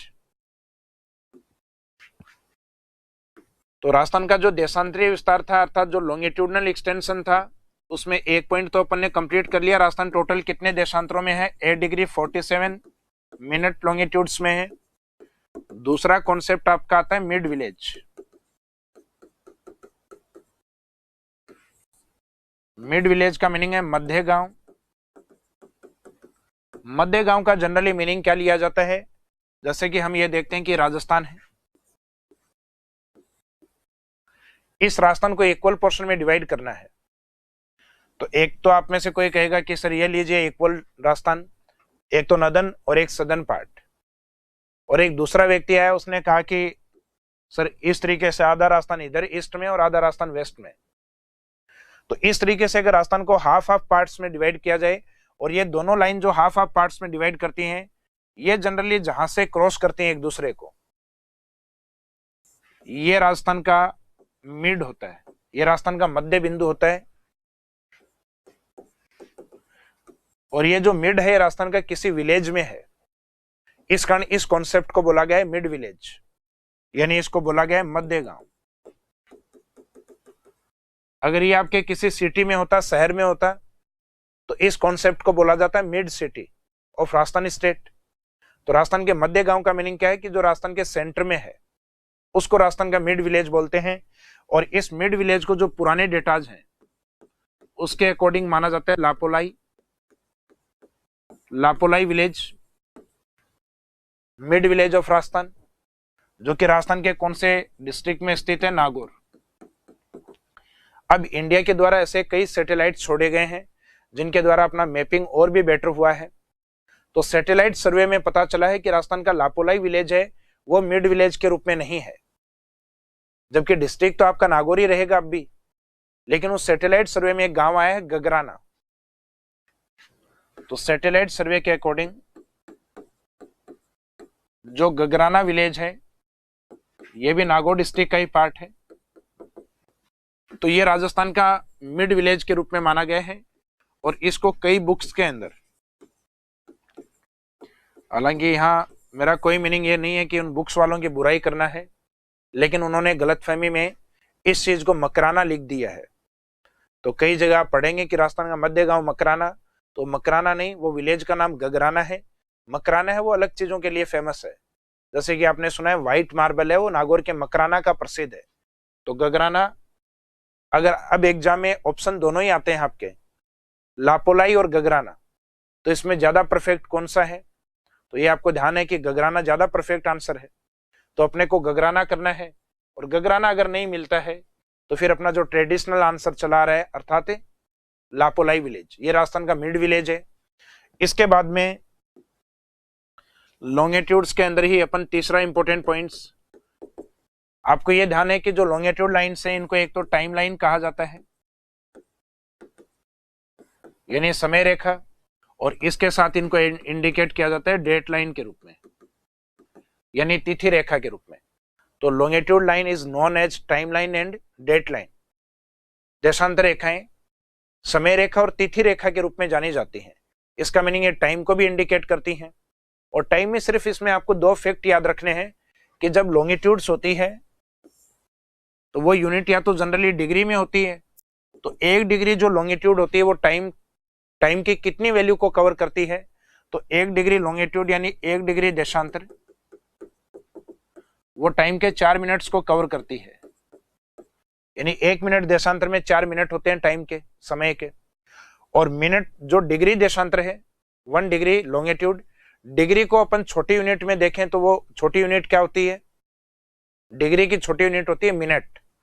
तो अगर हम बात करें 1 मिनट लॉन्गिट्यूड 1 मिनट देशांतर, तो इसका डेटा तो रहेगा 4, लेकिन आगे वाली जो यूनिट है वो मिनट में नहीं होकर सेकंड्स में होती है, तो इस डेटा को आगे वाले को हम लिखेंगे फिर सेकंड। ये हालांकि रटने के हिसाब से बता रहा हूं, निकालने के हिसाब से निकाल भी सकते हो आप कि 1 डिग्री के अंदर जब 1 डिग्री देशांतर में जब 4 मिनट है तो 1 मिनट देशांतर में कितना समय होगा। तो आप इसको इस तरीके से कर सकते हैं, 4 मिनट वैल्यू जो ऊपर आएगी और इसके जस्ट नीचे आएगा 1 डिग्री। आपको ध्यान है कि जो 1 डिग्री है उसमें कितने मिनट्स होते हैं, उसमें 60 मिनट होते हैं। तो ऊपर वाले जो मिनट है उस मिनट को आप सेकंड में कन्वर्ट कर लीजिए, या जो नीचे वाले जो 1 डिग्री है उस डिग्री को आप किस में लिख सकते हैं, इसको डिग्री में नहीं लिख के एक बार के लिए इसको आप 60 मिनट में लिख दीजिए। अब ऊपर वाले जो मिनट है उसको भी आप किस में चेंज कर सकते हो, टाइम को सेकंड में। तो 1 मिनट में कितने सेकंड होते हैं 60, तो 4 मिनट में कितने सेकंड होंगे, तो 4 मिनट इंटू 60 सेकंड। तो ये ऊपर वाली जो वैल्यू है ये सेकंड्स में हो गई। तो इसमें से 60 में से 60 जाने के बाद में 1 मिनट लॉन्गिट्यूड में समय रहता है आपका 4 सेकंड। तो ये अपने निकाल के देखा, हालांकि इतना मैथमेटिक्स, क्योंकि कईयों के जैसे ही गणित स्टार्ट होती है तो दिमाग ही बंद हो जाता है कि नहीं सर ये वाला नहीं, आप ये सही है अपना। तो जिनको ये समझ में आ गया कि 1 डिग्री यानी डिग्री बड़ी यूनिट है, तो समय की बड़ी यूनिट को याद रखें 4 मिनट के इक्वल, और ये 1 मिनट देशांतर है, तो मिनट डिग्री से छोटी वैल्यू है, तो यहाँ यूनिट छोटी याद रखें, तो मिनट से छोटी यूनिट क्या होती है, सेकंड। अब ये याद करने के बाद में आपसे अगर एग्जामिनर ये पूछे कि राजस्थान के ईस्टर्न पॉइंट अर्थात राजस्थान के पूर्वी बिंदु और राजस्थान के वेस्टर्न पॉइंट के बीच में कितना समय का अंतराल है, तो वैसे तो जनरली अपना जो इंडिया है उसका कंप्लीट जो क्लॉक है वो केवल 1 लॉन्गिट्यूड के ऊपर है, यानी वो एक ही देशांतर पे है। और वो मानक देशांतर इंडिया में कौन सा है, वो आपको ध्यान है, इंडिया का मानक समय रेखा कौन सी है, 82.5 डिग्री पूर्वी देशांतर। तो अपने समय में तो कोई फर्क नहीं होता, लेकिन फिर भी अपना जो राजस्थान का पूर्वी भाग है अर्थात धौलपुर है और पश्चिमी भाग जैसलमेर है, वहां सूर्य उदय में और सूर्यास्त में यानी सनराइज और सनसेट में परिवर्तन होता है, यानी अंतर होता है, समय का अंतराल होता है। कि अपने धौलपुर में सूर्य उदय पहले होता है राजस्थान के पूर्व में, क्यों, क्योंकि जो पूर्वी डायरेक्शन है वो सूर्य के सामने पहले आती है और जो पश्चिम डायरेक्शन है वो सूर्य के सामने बाद में आती है। जैसे कि ये मानिए आपका जो सन है या सूर्य है वो फिक्स है, स्थिर है, और ये अपनी पृथ्वी है, और पृथ्वी का ये जो ईस्टर्न पॉइंट अर्थात धौलपुर है ये सूर्य के सामने है। तो यहाँ तो सूर्य उदय हो चुका है, लेकिन ये अपना जो वेस्टर्न पॉइंट है अर्थात जैसलमेर, तो ये जैसे ही धौलपुर सामने से निकलेगा तब जाके जैसलमेर आएगा। तो जैसलमेर कितनी देर बाद आएगा, तो अप्रोक्सीमेट 8 डिग्री और 47 मिनट लॉन्गिट्यूड जब निकल जाएंगे, यानी राजस्थान के पूर्वी देशांतर से पश्चिमी देशांतर तक पहुंचने के लिए कितने लॉन्गिट्यूड्स का गैप होता है, 8 डिग्री 47 मिनट का। तो उतने लॉन्गिट्यूड जब क्रॉस हो जाएंगे तब जाके जैसलमेर आता है। तो जैसलमेर और धौलपुर में एक जनरल क्वेश्चन पूछ लिया जाता है कि समय का लगभग कितना अंतराल है, और एग्जामिनर अगर अंतराल पूछ रहा है तो अपने को लॉन्गिट्यूड्स का गैप देखना है पहले तो, और अपन राजस्थान के रहने वाले हैं तो एग्जामिनर कभी भी लॉन्गिट्यूड्स आपको देगा नहीं। उसको जनरली पता है कि ये चीज आपको पता होनी चाहिए कि राजस्थान के पश्चिम और पूर्व में कौन से देशांतर हैं। तो ये तो हमने पहले ही देख लिया था कि राजस्थान के पश्चिम में और पूर्व में जो देशांतर हैं वो 69.5 से लेकर 78 डिग्री और 17 मिनट तक है, और इन दोनों के बीच का गैप कितना है, 8 डिग्री 47 मिनट। अभी अपन ने बात की है कि जहां पे डिग्री होता है जैसे 8 डिग्री है उसको किससे मल्टीपल किया जाएगा, उसको मिनट से, क्योंकि 1 डिग्री में 4 मिनट होते हैं। तो 8 डिग्री में कितने मिनट्स होंगे, तो इसका टाइम पीरियड आएगा आपका अप्रोक्सीमेट 32 मिनट्स, 32 मिनट। लेकिन डिग्री के आगे मिनट लॉन्गिट्यूड और बचे हुए, यानी मिनट देशांतर और बचे हुए। और जब मिनट देशांतर होते हैं तो उनको किससे मल्टीपल किया जाता है, उनको किया जाता है 4 सेकंड से। और 4 सेकंड से मल्टीपल करने के बाद में तो 47 इंटू 4 सेकंड, तो इसका आंसर रहता है आपका 188 सेकंड। ये टाइम पीरियड है 188 सेकंड। और 188 सेकंड को आप टाइम में अगर कन्वर्ट करें तो आपको ध्यान है कि 60 सेकंड में 1 मिनट होती है, 120 सेकंड में 2 मिनट और 180 सेकंड में 3 मिनट। तो इसकी जो वैल्यू बनेगी वो 3 मिनट और 8 सेकंड। तो अपने पास पहले से ऑलरेडी 32 मिनट है और 3 मिनट आपके इधर से, तो टोटल मिनट कितने हुए 35 मिनट और उसके ऊपर है 8 सेकंड। तो ऐसा अगर जनरल क्वेश्चन पूछा जाए कि राजस्थान के पूर्व पश्चिमी समय का अंतराल, तो आपको यह ध्यान रखना है कि धौलपुर का जो समय है वो 35 मिनट आगे होता है और जैसलमेर 35 मिनट पीछे होता है। इसका मीनिंग क्या है, इसका मीनिंग यह है कि जैसे धौलपुर है, यहाँ सूर्य उदय सुबह 6 बजे होता है, यानी सनराइज यहाँ पे सुबह 6 बजे है। तो उस समय जैसलमेर में भी 6 बजे है, लेकिन वहां पे सूर्य उदय नहीं हुआ, क्योंकि अभी तक जैसलमेर को आने में कितने डिग्री देशांतर क्रॉस करने होंगे, तो अप्रोक्सीमेट 8 डिग्री 47 मिनट। तो इसका मीनिंग अप्रोक्सीमेट 35 मिनट और लगेंगे। तो जब धौलपुर में 6 बजे सूर्य उदय है तो जैसलमेर में 6:35 पे। और एग्जामिनर ने अगर जैसलमेर पे पहले उदय कर दिया, यानी क्वेश्चन के अकॉर्डिंग कि जैसलमेर में सुबह 7 बजे सूर्य उदय हुआ, तो बताइए धौलपुर में कितने बजे हुआ। तो धौलपुर में तो 35 मिनट पहले ही हो चुका था, यानी 6:25 आपका आंसर होगा। तो इस तरीके के कुछ अप्लाइड क्वेश्चन आपको एग्जाम में दिए जाते हैं जिसमें धौलपुर को आपको 35 मिनट आगे रखना होता है। तो राजस्थान के पूर्व पश्चिमी समय का अंतराल कितना है, तो ऐसा जनरली एग्जाम में पहले क्वेश्चन दिए गए हैं। हालांकि आरएस में कभी नहीं आया, लेकिन कुछ टीचर्स ग्रेड एग्जाम में या पुलिस के कुछ एग्जाम है उसके अंदर, तो उसमें ऑप्शन इन्होंने किस तरीके से रखा, 36 मिनट्स, यूनिट सारी मिनट्स में ही है जो लिखी जाएंगी, 40 मिनट्स, 38 मिनट्स, 42 मिनट्स। तो राजस्थान के पूर्व और पश्चिम में सामान्यतः समय का अंतराल कितना है,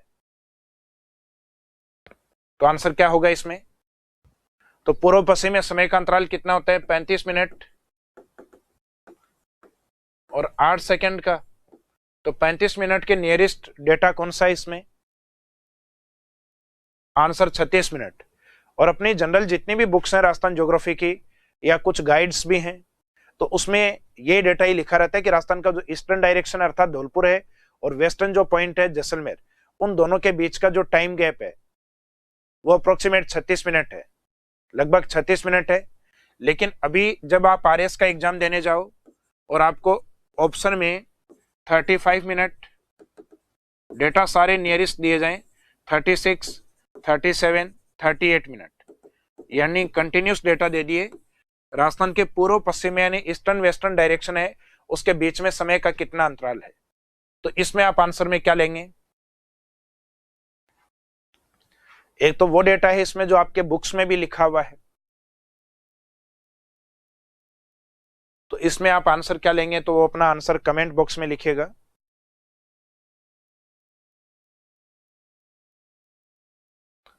वेरी गुड। इसका मीनिंग मैं जो समझाना चाह रहा हूं आपके समझ में आ गया है, यानी जो टाइम का अंतराल है वो वास्तव में 35 मिनट और 8 सेकंड है। और अपनी जो क्लॉक या जो घड़ी होती है उसमें जब सेकंड्स वाला यानी 35 मिनट कंप्लीट होने के बाद, यानी यहां कंप्लीट होने के बाद 35 मिनट के बाद जब सेकंड वाला स्टार्ट होता है तो वो यहां तक पहुंचा है, यानी सेकंड सिर्फ 8 ही क्रॉस हुई हैं। अगर ये सेकंड 30 तक पहुंच जाती या 30 से ऊपर होती तो इस वैल्यू को अपन 36 मिनट्स में ले सकते थे, लेकिन ये सिर्फ 35 मिनट और ऊपर का वैल्यू कितना है 8 सेकंड। तो 8 सेकंड होने के कारण इस वैल्यू को अपन 35 के अंदर ही रखेंगे। तो इसका जो ज्यादा करेक्ट आंसर है वो 35 मिनट रहेगा। अब आप कहोगे सर इसका ऑथेंटिक आंसर हम कहां से देखें? जब आप कह रहे हो कि बुक्स में 36 मेंशन है, तो इसका ऑथेंटिक जो आंसर है वो आप इसका फॉर्मूला लिख के दे सकते हैं। जब मैथमेटिक्स का कोई क्वेश्चन है और उसका आंसर अगर गलत माना जाता है तो उसके फॉर्मूले के अकॉर्डिंग उसका आंसर लिख के आप खुद अपने हाथों से रिटर्न करके और आरपीएससी को भेज सकते हैं। हालांकि फॉर्मूला जो है उस फॉर्मूले को आपको कहीं से क्लिक करना पड़ेगा, यानी जो फॉर्मूला मैंने आपको बताया था, कौन सा फॉर्मूला? ये वाला फॉर्मूला कि 1 डिग्री में जब 4 मिनट होते हैं और 1 मिनट देशांतर में 4 सेकंड है, ये आरपीएससी को कहीं किसी ऑथेंटिक बुक से लेना होगा और ये ज्योग्राफी किसी भी बुक में आपको मिल जाएगा। इसके बाद में हम देखते हैं इस चैप्टर का नेक्स्ट पोर्शन या नेक्स्ट पार्ट। तो नेक्स्ट पार्ट रहेगा कैपिटल बी वाला, यानी एक्सटेंशन ऑफ राजस्थान का विस्तार। तो इससे पहले देखा था अपन ने राजस्थान की स्थिति यानी अक्षांश और देशांतरीय स्थिति को। अब देशांतरीय विस्तार का मीनिंग आपको ध्यान है। देशांतरीय विस्तार में अपन 3 चीजों को कवर करेंगे। एक तो राजस्थान के एरिया को, उसके बाद में आपको बताया था राजस्थान की आकृति को, उसके बाद राजस्थान की बाउंड्री या सीमा को। तो उसमें स्टार्टिंग पॉइंट ले रहे हैं अपन एरिया ऑफ राजस्थान को। तो एरिया ऑफ राजस्थान 2 यूनिट में देखा जाता है, एक तो वर्ग किलोमीटर में और एक दूसरा वर्ग माइल के अंदर या माइल स्क्वायर के अंदर। तो वर्ग किलोमीटर वाला जो यूनिट है, तो ये तो आपको ध्यान है कि किलोमीटर यूनिट बड़ी है या माइल स्क्वायर अर्थात वर्ग मील बड़ी है। तो वर्ग मील यूनिट होती है वो ज्यादा बड़ी होती है। जैसे अपन कहते हैं सेंटीमीटर से बड़ा किलोमीटर है, तो किलोमीटर से बड़ा है आपका माइल। तो माइल के अंदर कोई यूनिट आप ले जाते हो किलोमीटर से, तो वो यूनिट या इकाई छोटी लिखी जाएगी। जैसे अभी मैं आपसे किसी व्यक्ति को कहूं कि आपका जहां पे घर है, इस घर से और आपका बाजार का जो डिस्टेंस है वो 1 किलोमीटर है। इतने में आपका कोई भाई भागकर आया और उसने कहा कि नहीं सर ये तो 1 किलोमीटर क्या 1000 मीटर है, ये डिस्टेंस 1000 मीटर है। तो उसका 1000 मीटर भी ठीक है और मेरा 1 किलोमीटर भी ठीक है, क्योंकि 1 किलोमीटर छोटी यूनिट मीटर्स के किसके इक्वल होता है? 1000 मीटर के इक्वल होता है। तो इसका मीनिंग ये हुआ कि किलोमीटर में जो आप 1 बोल रहे हो, मीटर में आपको 1000 बोलना पड़ रहा है। इसका मीनिंग मीटर छोटी यूनिट है, उसमें बड़ी इकाई आपको लेनी हो रही है, और किलोमीटर में वो 1 डेटा से यानी 1 किलोमीटर से काम चल गया। तो उसका मीनिंग है वर्ग किलोमीटर में जब भी आपको डेटा लेना होगा राजस्थान का, तो वो बड़ा लेना है और वो बड़ा यूनिट आपको रट के रखना होगा कि कितना है। तो ये तो लगभग सबको ध्यान है, 3,42,239 वर्ग kilometre total area of Rajasthan kilometre unit में, वर्ग किलोमीटर यूनिट में। जबकि इसको माइल स्क्वायर में जब अपन कन्वर्ट करते हैं तो लगभग 2.58 या 59 के आसपास इसको डिवाइड करते हैं, तब जाके माइल स्क्वायर में कन्वर्ट होता है। और उधर आपको ये डेटा इस तरीके से याद रखना है 132 139, यानी इन 2 डिजिट के अंदर।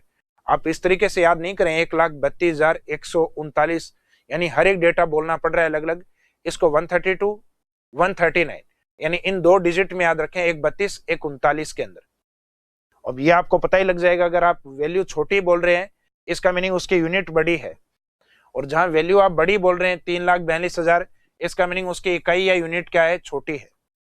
अब राजस्थान का जो टोटल एरिया है वो इंडिया के अंदर अपना कितना पार्टिसिपेट करता है? हम बात करें कि टोटल इंडिया अपने आप में जितना भी है वो 100% है। उस इंडिया को बनाने में राजस्थान अपना कितना योगदान देता है? तो राजस्थान अपना योगदान देता है 10.41%। और ये क्वेश्चन पहले आरएस में पूछा गया है, यानी राजस्थान का क्षेत्रफल इंडिया के टोटल एरिया का कितना परसेंट है? 10.41%। और इतना एरिया या इतना पार्टिसिपेट अदर कोई भी स्टेट नहीं करता। इसका मीनिंग इंडिया का सबसे बड़ा स्टेट एरिया वाइज किसको लिया जाता है? राजस्थान को।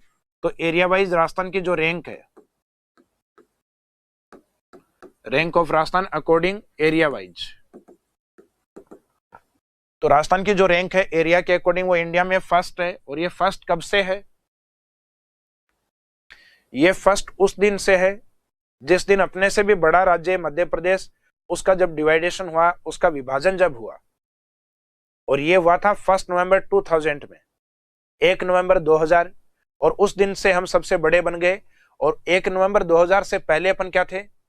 मध्य प्रदेश के बाद दूसरे बड़े राज्य के रूप में थे। तो इसका मीनिंग अपन सबसे बड़े स्टेट के रूप में 1 नवंबर 2000 से बने हैं। इस दिन हालांकि अपने एरिया में कोई चेंज नहीं हुआ है, अपना एरिया तो फिक्स है 1 नवंबर 1956 के बाद। तो एग्जामिनर दूसरा अगर ये क्वेश्चन पूछे कि राजस्थान का जो एरिया है 10.41%, 10.41%, ये एरिया कब से है? तो ये एरिया तो हमारे पास तब से है जब से राजस्थान का फॉर्मेशन कंप्लीट हुआ है। राजस्थान का फॉर्मेशन या निर्माण कब से कंप्लीट हुआ? यानी जो यूनिफिकेशन की स्टेज कंप्लीट हुई है 1 नवंबर 1956। राजस्थान का जो एकीकरण का अंतिम चरण अर्थात 7वें चरण के बाद हमारे पास ये एरिया है। इसका मीनिंग जो 1 नवंबर है ये अपने लिए काफी इंपॉर्टेंट डे है। इसी दिन राजस्थान कंप्लीट बना और इसी दिन राजस्थान सबसे बड़ा बना। दिन का मीनिंग है 1 नवंबर। तो राजस्थान कंप्लीट कब हुआ? 1956। और राजस्थान लार्जेस्ट स्टेट के रूप में कब आया? तो ये आया था 2000 के अंदर। इसके बाद में हम देखते हैं, जैसा कि ऊपर वाली लाइन जो मैंने आपको बता दी, area of Rajasthan part of India, तो इंडिया के टोटल एरिया में कितना योगदान देता है राजस्थान? 10.41%। फिर है according to area wise rank of Rajasthan, area के अकॉर्डिंग राजस्थान की रैंक कौन सी है? तो ये भी मैंने आपको बताया कि फर्स्ट रैंक है, और ये रैंक कब से है? 1 नवंबर 2000 से, यानी मध्य प्रदेश के विभाजन के बाद या छत्तीसगढ़ के निर्माण के बाद। अब चलेंगे अपन राजस्थान के जो डिस्ट्रिक्ट हैं उसके अकॉर्डिंग, यानी राजस्थान में क्षेत्रफल की दृष्टि से जो डिस्ट्रिक्ट, जो लार्जेस्ट डिस्ट्रिक्ट या मैक्सिमम एरिया वाले डिस्ट्रिक्ट हैं वो कौन से हैं, और सबसे छोटे डिस्ट्रिक्ट हैं वो कौन से हैं। जब बात अपन बड़े डिस्ट्रिक्ट की करें, लार्जेस्ट डिस्ट्रिक्ट की करें, तो इनके लिए अपन एक फॉर्मूला यूज करते हैं याद रखने के लिए, या एक ट्रिक्स बोल सकते हैं, जिसको हम कहते हैं JBBJ। जनरली कहा जाता है कि शादी होने के बाद सबको बोलना पड़ता है JBBJ। तो ये जो फर्स्ट J है इसका मीनिंग राजस्थान का पश्चिमी जिला है जैसलमेर। फिर सेकंड में और थर्ड में B और B है। तो पहले जैसलमेर के बाद बड़ा डिस्ट्रिक्ट था बाड़मेर, लेकिन अभी सैटेलाइट सर्वे के अंदर बाड़मेर के एरिया से बड़ा एरिया बीकानेर का माना गया है, तो ये चेंज हो चुका है। तो आपकी कई जो पुरानी बुक्स हैं उसके अंदर तो अब भी बाड़मेर लिखा हुआ है, लेकिन आपकी फॉरेस्ट रिपोर्ट अगर आप पढ़ेंगे राजस्थान की लाइव स्टॉक जो डेटा है वो आए हैं, तो उसमें राजस्थान गवर्नमेंट खुद भी अपने लेटेस्ट डेटा के अंदर फॉरेस्ट रिपोर्ट में तो 2017 से ही लिखा जा रहा है कंटिन्यू कि राजस्थान का बीकानेर डिस्ट्रिक्ट बड़ा है। तो सेकंड नंबर पे अपन लेंगे बीकानेर डिस्ट्रिक्ट को जैसलमेर के बाद, और फिर थर्ड बी जो बचा है वो लेंगे अपन बाड़मेर।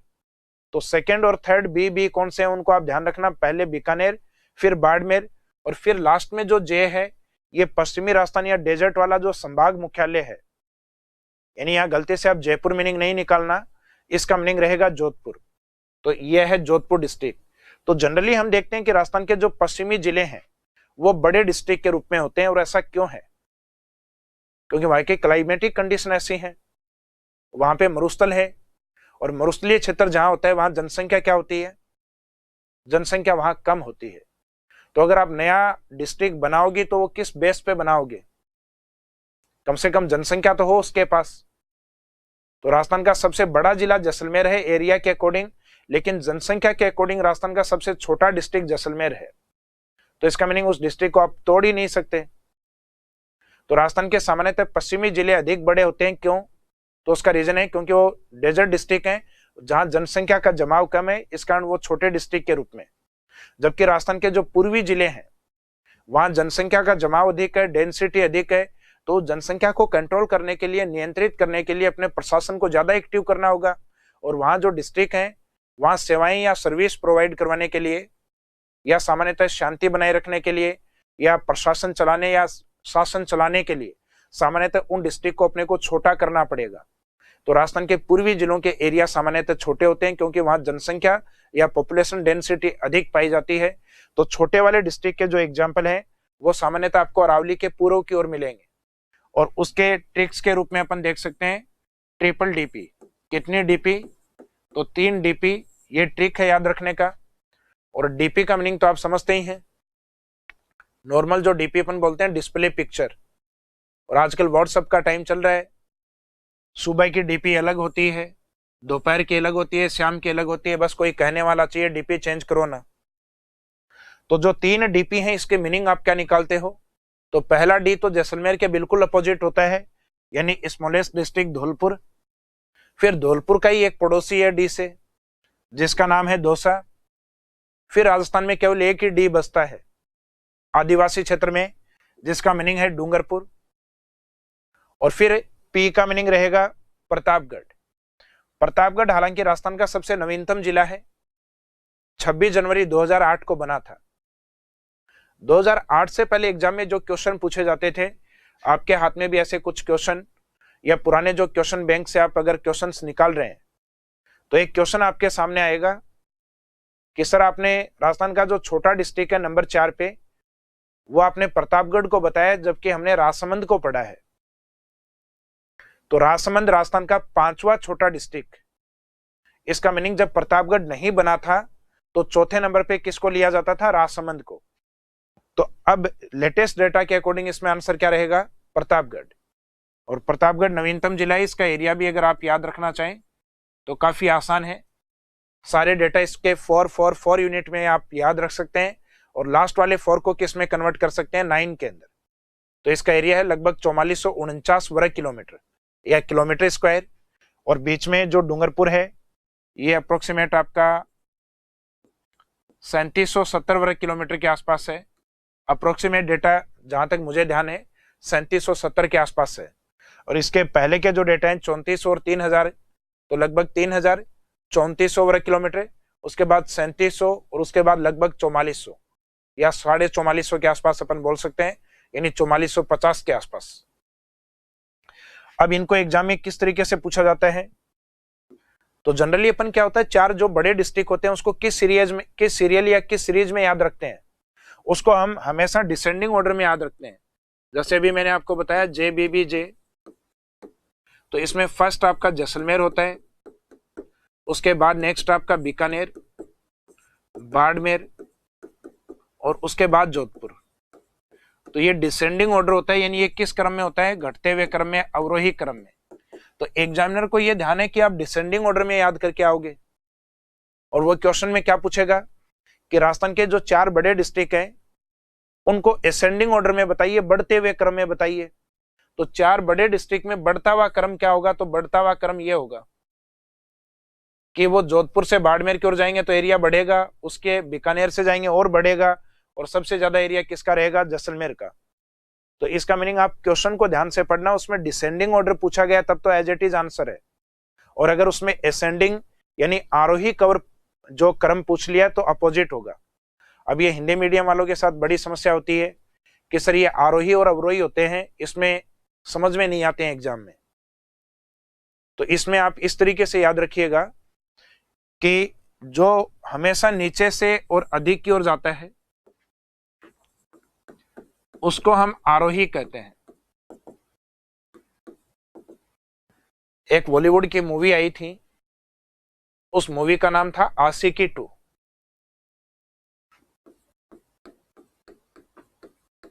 उस आशिकी 2 मूवी के अंदर एक हीरोइन, यानी जो उसमें एक कैरेक्टर था, एक गरीब लड़की थी, उसका नाम था आरोही। तो आरोही पहले बिल्कुल सतही स्तर पे थी, यानी गरीबी के स्तर पे, लेकिन जब वो हीरो के संपर्क में आती है या हीरो उसको बढ़िया रिदम से गाने गाना सिखाता है, तो वो लड़की जो गरीब थी वो उस मूवी के लास्ट में हम देखते हैं कि वो नीचे से और ऊपर की ओर पहुंची आरोही। तो आप उस हीरोइन का अगर आपने मूवी देखी है तो आप उसको कोरिलेट कर सकते हैं। और जिसने आशिकी 2 देखी नहीं है कि सर ये कौन आरोही, तो उनका इन बातों से कोई संबंध नहीं है। तो अभी पिछले 10-15 सेकंड में मैंने कुछ नहीं बताया है, वो ये मान के चलें। तो आरोही का मीनिंग जो नीचे से ऊपर की ओर गई, यानी कम से अधिक की ओर जाता है, वो आरोही है। इस एक शब्द को रट के रखें, अवरोही को याद नहीं करें, क्योंकि अवरोही उसका अपोजिट होता है। तो इसका मीनिंग आरोही अवरोही में कभी भी कंफ्यूज नहीं होगा अगर एक शब्द को आपने रट के रख लिया है, क्योंकि दूसरा आपको ध्यान है उसका अपोजिट है। तो ये घटता हुआ क्रम ये अवरोही है, तो इसका अपोजिट क्या होगा? आरोही क्रम। जबकि छोटे डिस्ट्रिक्ट में अपोजिट होता है। राजस्थान के जो छोटे डिस्ट्रिक्ट हैं उसमें सबसे पहले छोटा लिखते हैं आप, यानी धौलपुर,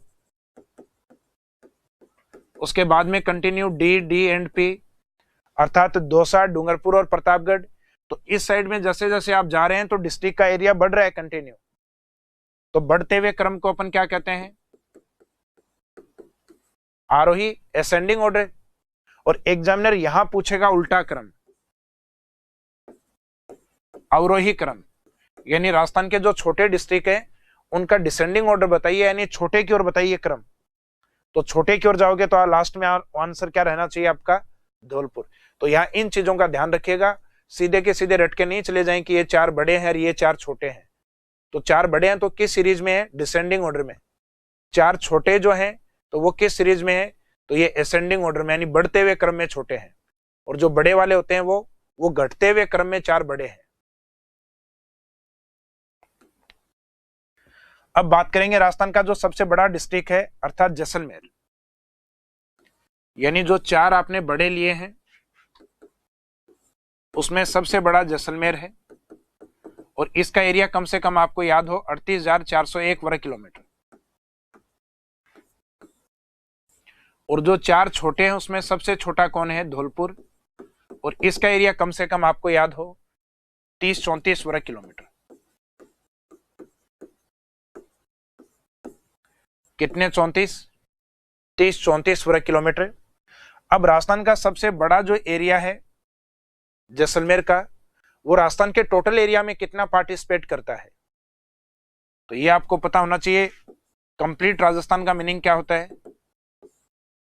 कंप्लीट राजस्थान का मीनिंग होता है 3,42,239 वर्ग किलोमीटर। और अभी मैं ये कहूं कि 10% राजस्थान का मीनिंग क्या है? तो 10% राजस्थान का मीनिंग है, यहां पे इसमें पॉइंट लगा दीजिए आप, यानी 34,223.9 वर्ग किलोमीटर। और 1% राजस्थान का मीनिंग क्या है? तो 1% राजस्थान का मीनिंग है 3422.39 वर्ग किलोमीटर। ये 1% राजस्थान है। तो ये इस तरीके से आपका कंप्लीट राजस्थान, 10% राजस्थान एंड 1% राजस्थान। अब राजस्थान का जो सबसे बड़ा डिस्ट्रिक्ट है जैसलमेर, उसका एरिया आपको ध्यान है 38,401 वर्ग किलोमीटर। यानी ये डेटा या फैक्ट आपको ध्यान है। तो राजस्थान के टोटल 100% एरिया भी कम से कम आपको याद होना चाहिए। उसका 10% आप अपने आप निकाल लेंगे। लास्ट वाली संख्या से एक संख्या पहले पॉइंट लगा दीजिए 10%, 2 संख्या से पहले लगा देंगे तो 1%। तो राजस्थान के अप्रोक्सीमेट कितना एरिया के बराबर आपको जैसलमेर दिखता है? तो कंप्लीट राजस्थान के बराबर तो दिखेगा नहीं। तो राजस्थान के बराबर अगर जैसलमेर होता तो अपन यही कह देते कि राजस्थान ही जैसलमेर है। तो इसका मीनिंग जैसलमेर राजस्थान का एक पार्ट है जो अपने को अप्रोक्सीमेट 10% के आसपास दिखता है। लेकिन 10% से तो जैसलमेर बड़ा है। 10% यानी 34,000, जबकि इसका एरिया 38। तो चलो इस 10% में 1% और ऐड कर दीजिए आप, यानी 34,000 में 3,500 आप और जोड़ते हैं तो लगभग 37,500। तो इसका मीनिंग जैसलमेर अब भी बड़ा है। तो कम से कम राजस्थान का 11% एरिया जैसलमेर कवर करता है और 11 का डबल कितना होता है? 22। तो ये 2 डेटा आपको याद रखने हैं कि कंप्लीट राजस्थान में यानी 100% राजस्थान में जैसलमेर का योगदान है वो 11.22% है। यानी 11 की टेबल को 2 बार बोलना है आपको, 11 दूनी 22। तो यही डेटा अपन लास्ट में देख रहे थे यहाँ पे कि area of Jaisalmer part of Rajasthan. Jaisalmer Rajasthan के क्षेत्रफल का कितना % पार्ट है? 11.22%। और राजस्थान का एकमात्र ऐसा डिस्ट्रिक्ट है जो राजस्थान के टोटल एरिया में 10% से अधिक का योगदान करता है। यानी अकेला जैसलमेर वो राजस्थान का अप्रोक्सीमेट 1/10वां भाग है। तो Jaisalmer is only district which has area more than 10%, या only district which area more than 10%, जिसका एरिया 10% से अधिक है। 10% से अधिक कितना है? तो ये डेटा हमने ऊपर देख लिया कि 11.22% है।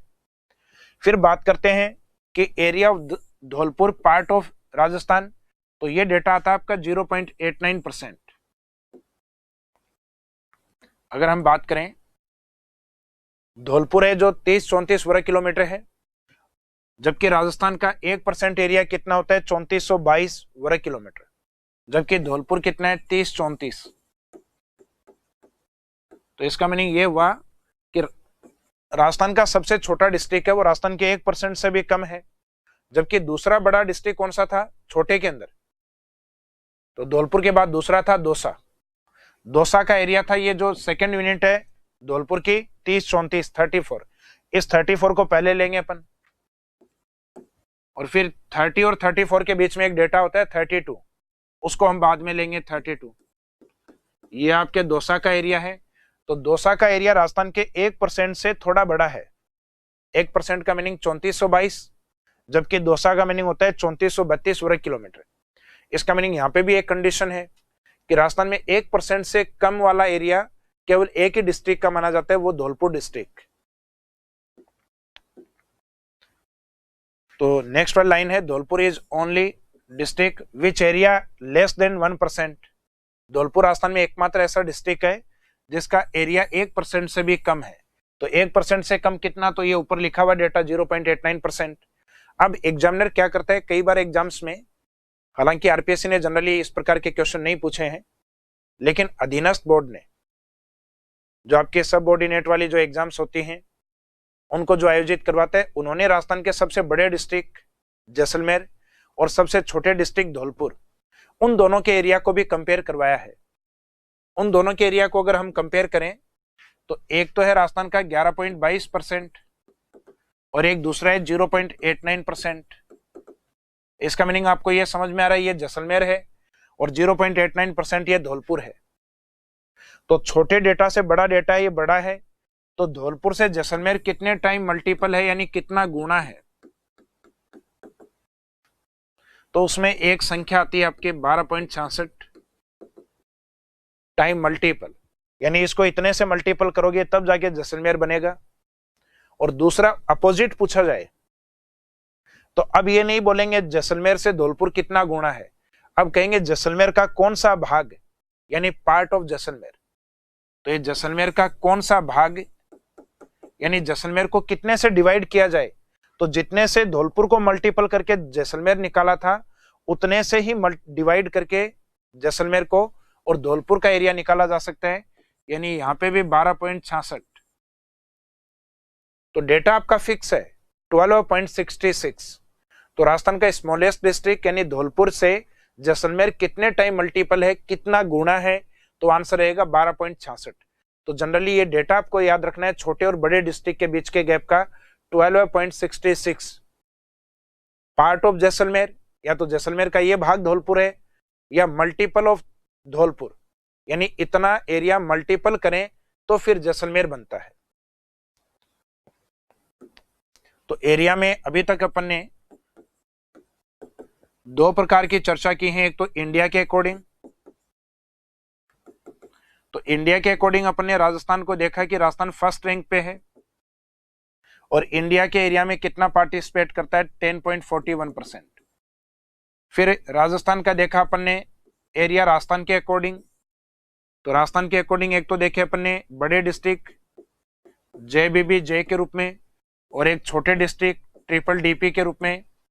बड़े डिस्ट्रिक्ट में सबसे बड़ा डिस्ट्रिक्ट जैसलमेर 11.22% का पार्टिसिपेट राजस्थान में करता है और छोटे डिस्ट्रिक्ट में ये योगदान करता है 0.89% का, और इन दोनों के बीच में अगर कंपेयर करवाया जाए तो वो होता है 12.66। आगे कुछ नहीं बोलना है अपने को, क्वेश्चन की कंडीशन के अकॉर्डिंग आंसर हो जाएगा 12.66, चाहे डिवाइड बाई पूछा गया हो चाहे मल्टीपल पूछा गया हो। इसके बाद में हम देखेंगे वर्ल्ड के अकॉर्डिंग, विश्व के अकॉर्डिंग।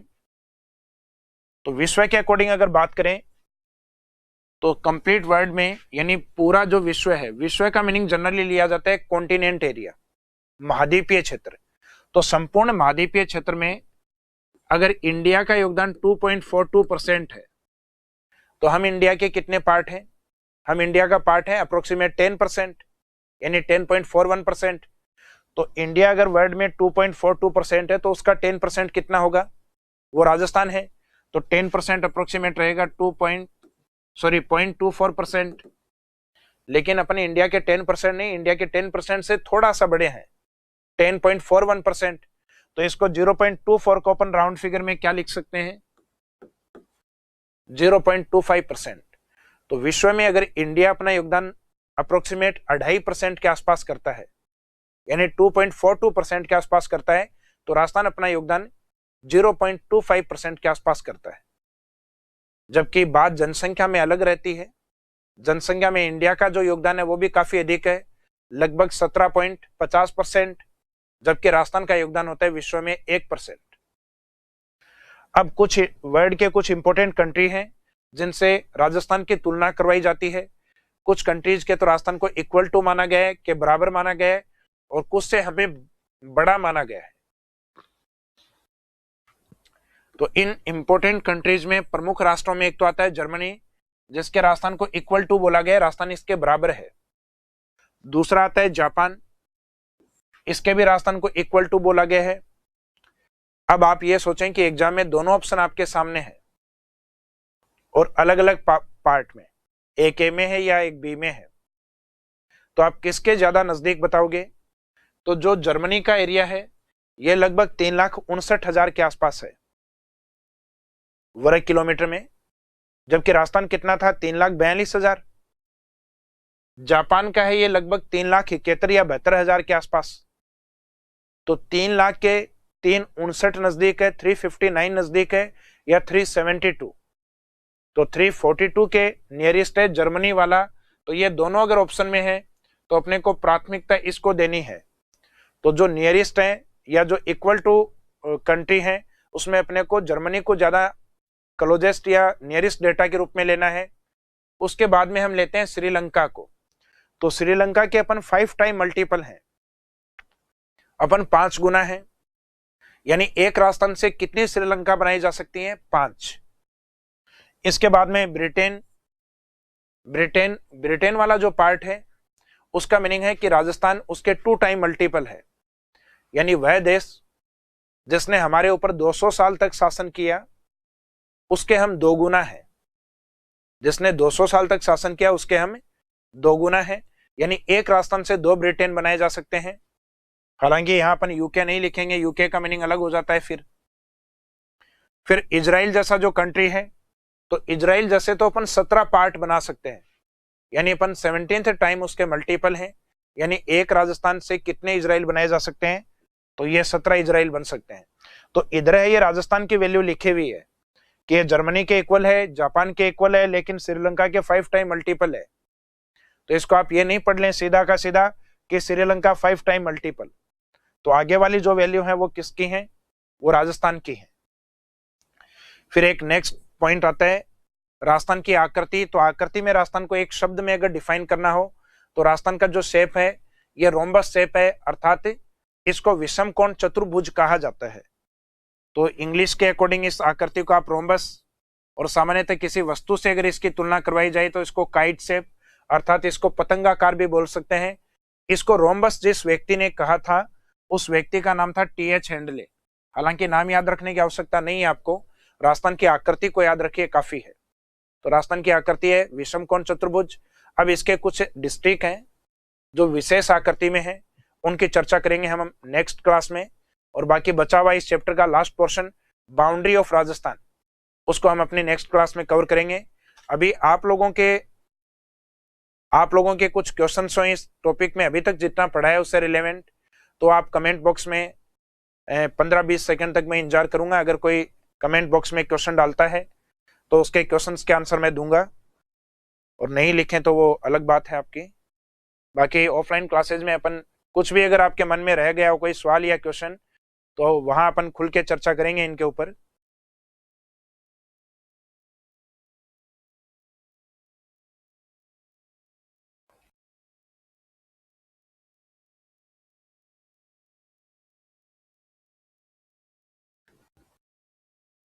अच्छा, सभी का थैंक यू सर लिखा हुआ है, इसका मीनिंग मैं समझ गया हूँ। ठीक है, टॉपिक आपके समझ में आ रहा है, समस्या नहीं है। हालांकि ये बेसिक है, राजस्थान का सिलेबस में नहीं लिखा हुआ, लेकिन क्वेश्चन यहाँ से पूछे जाते हैं।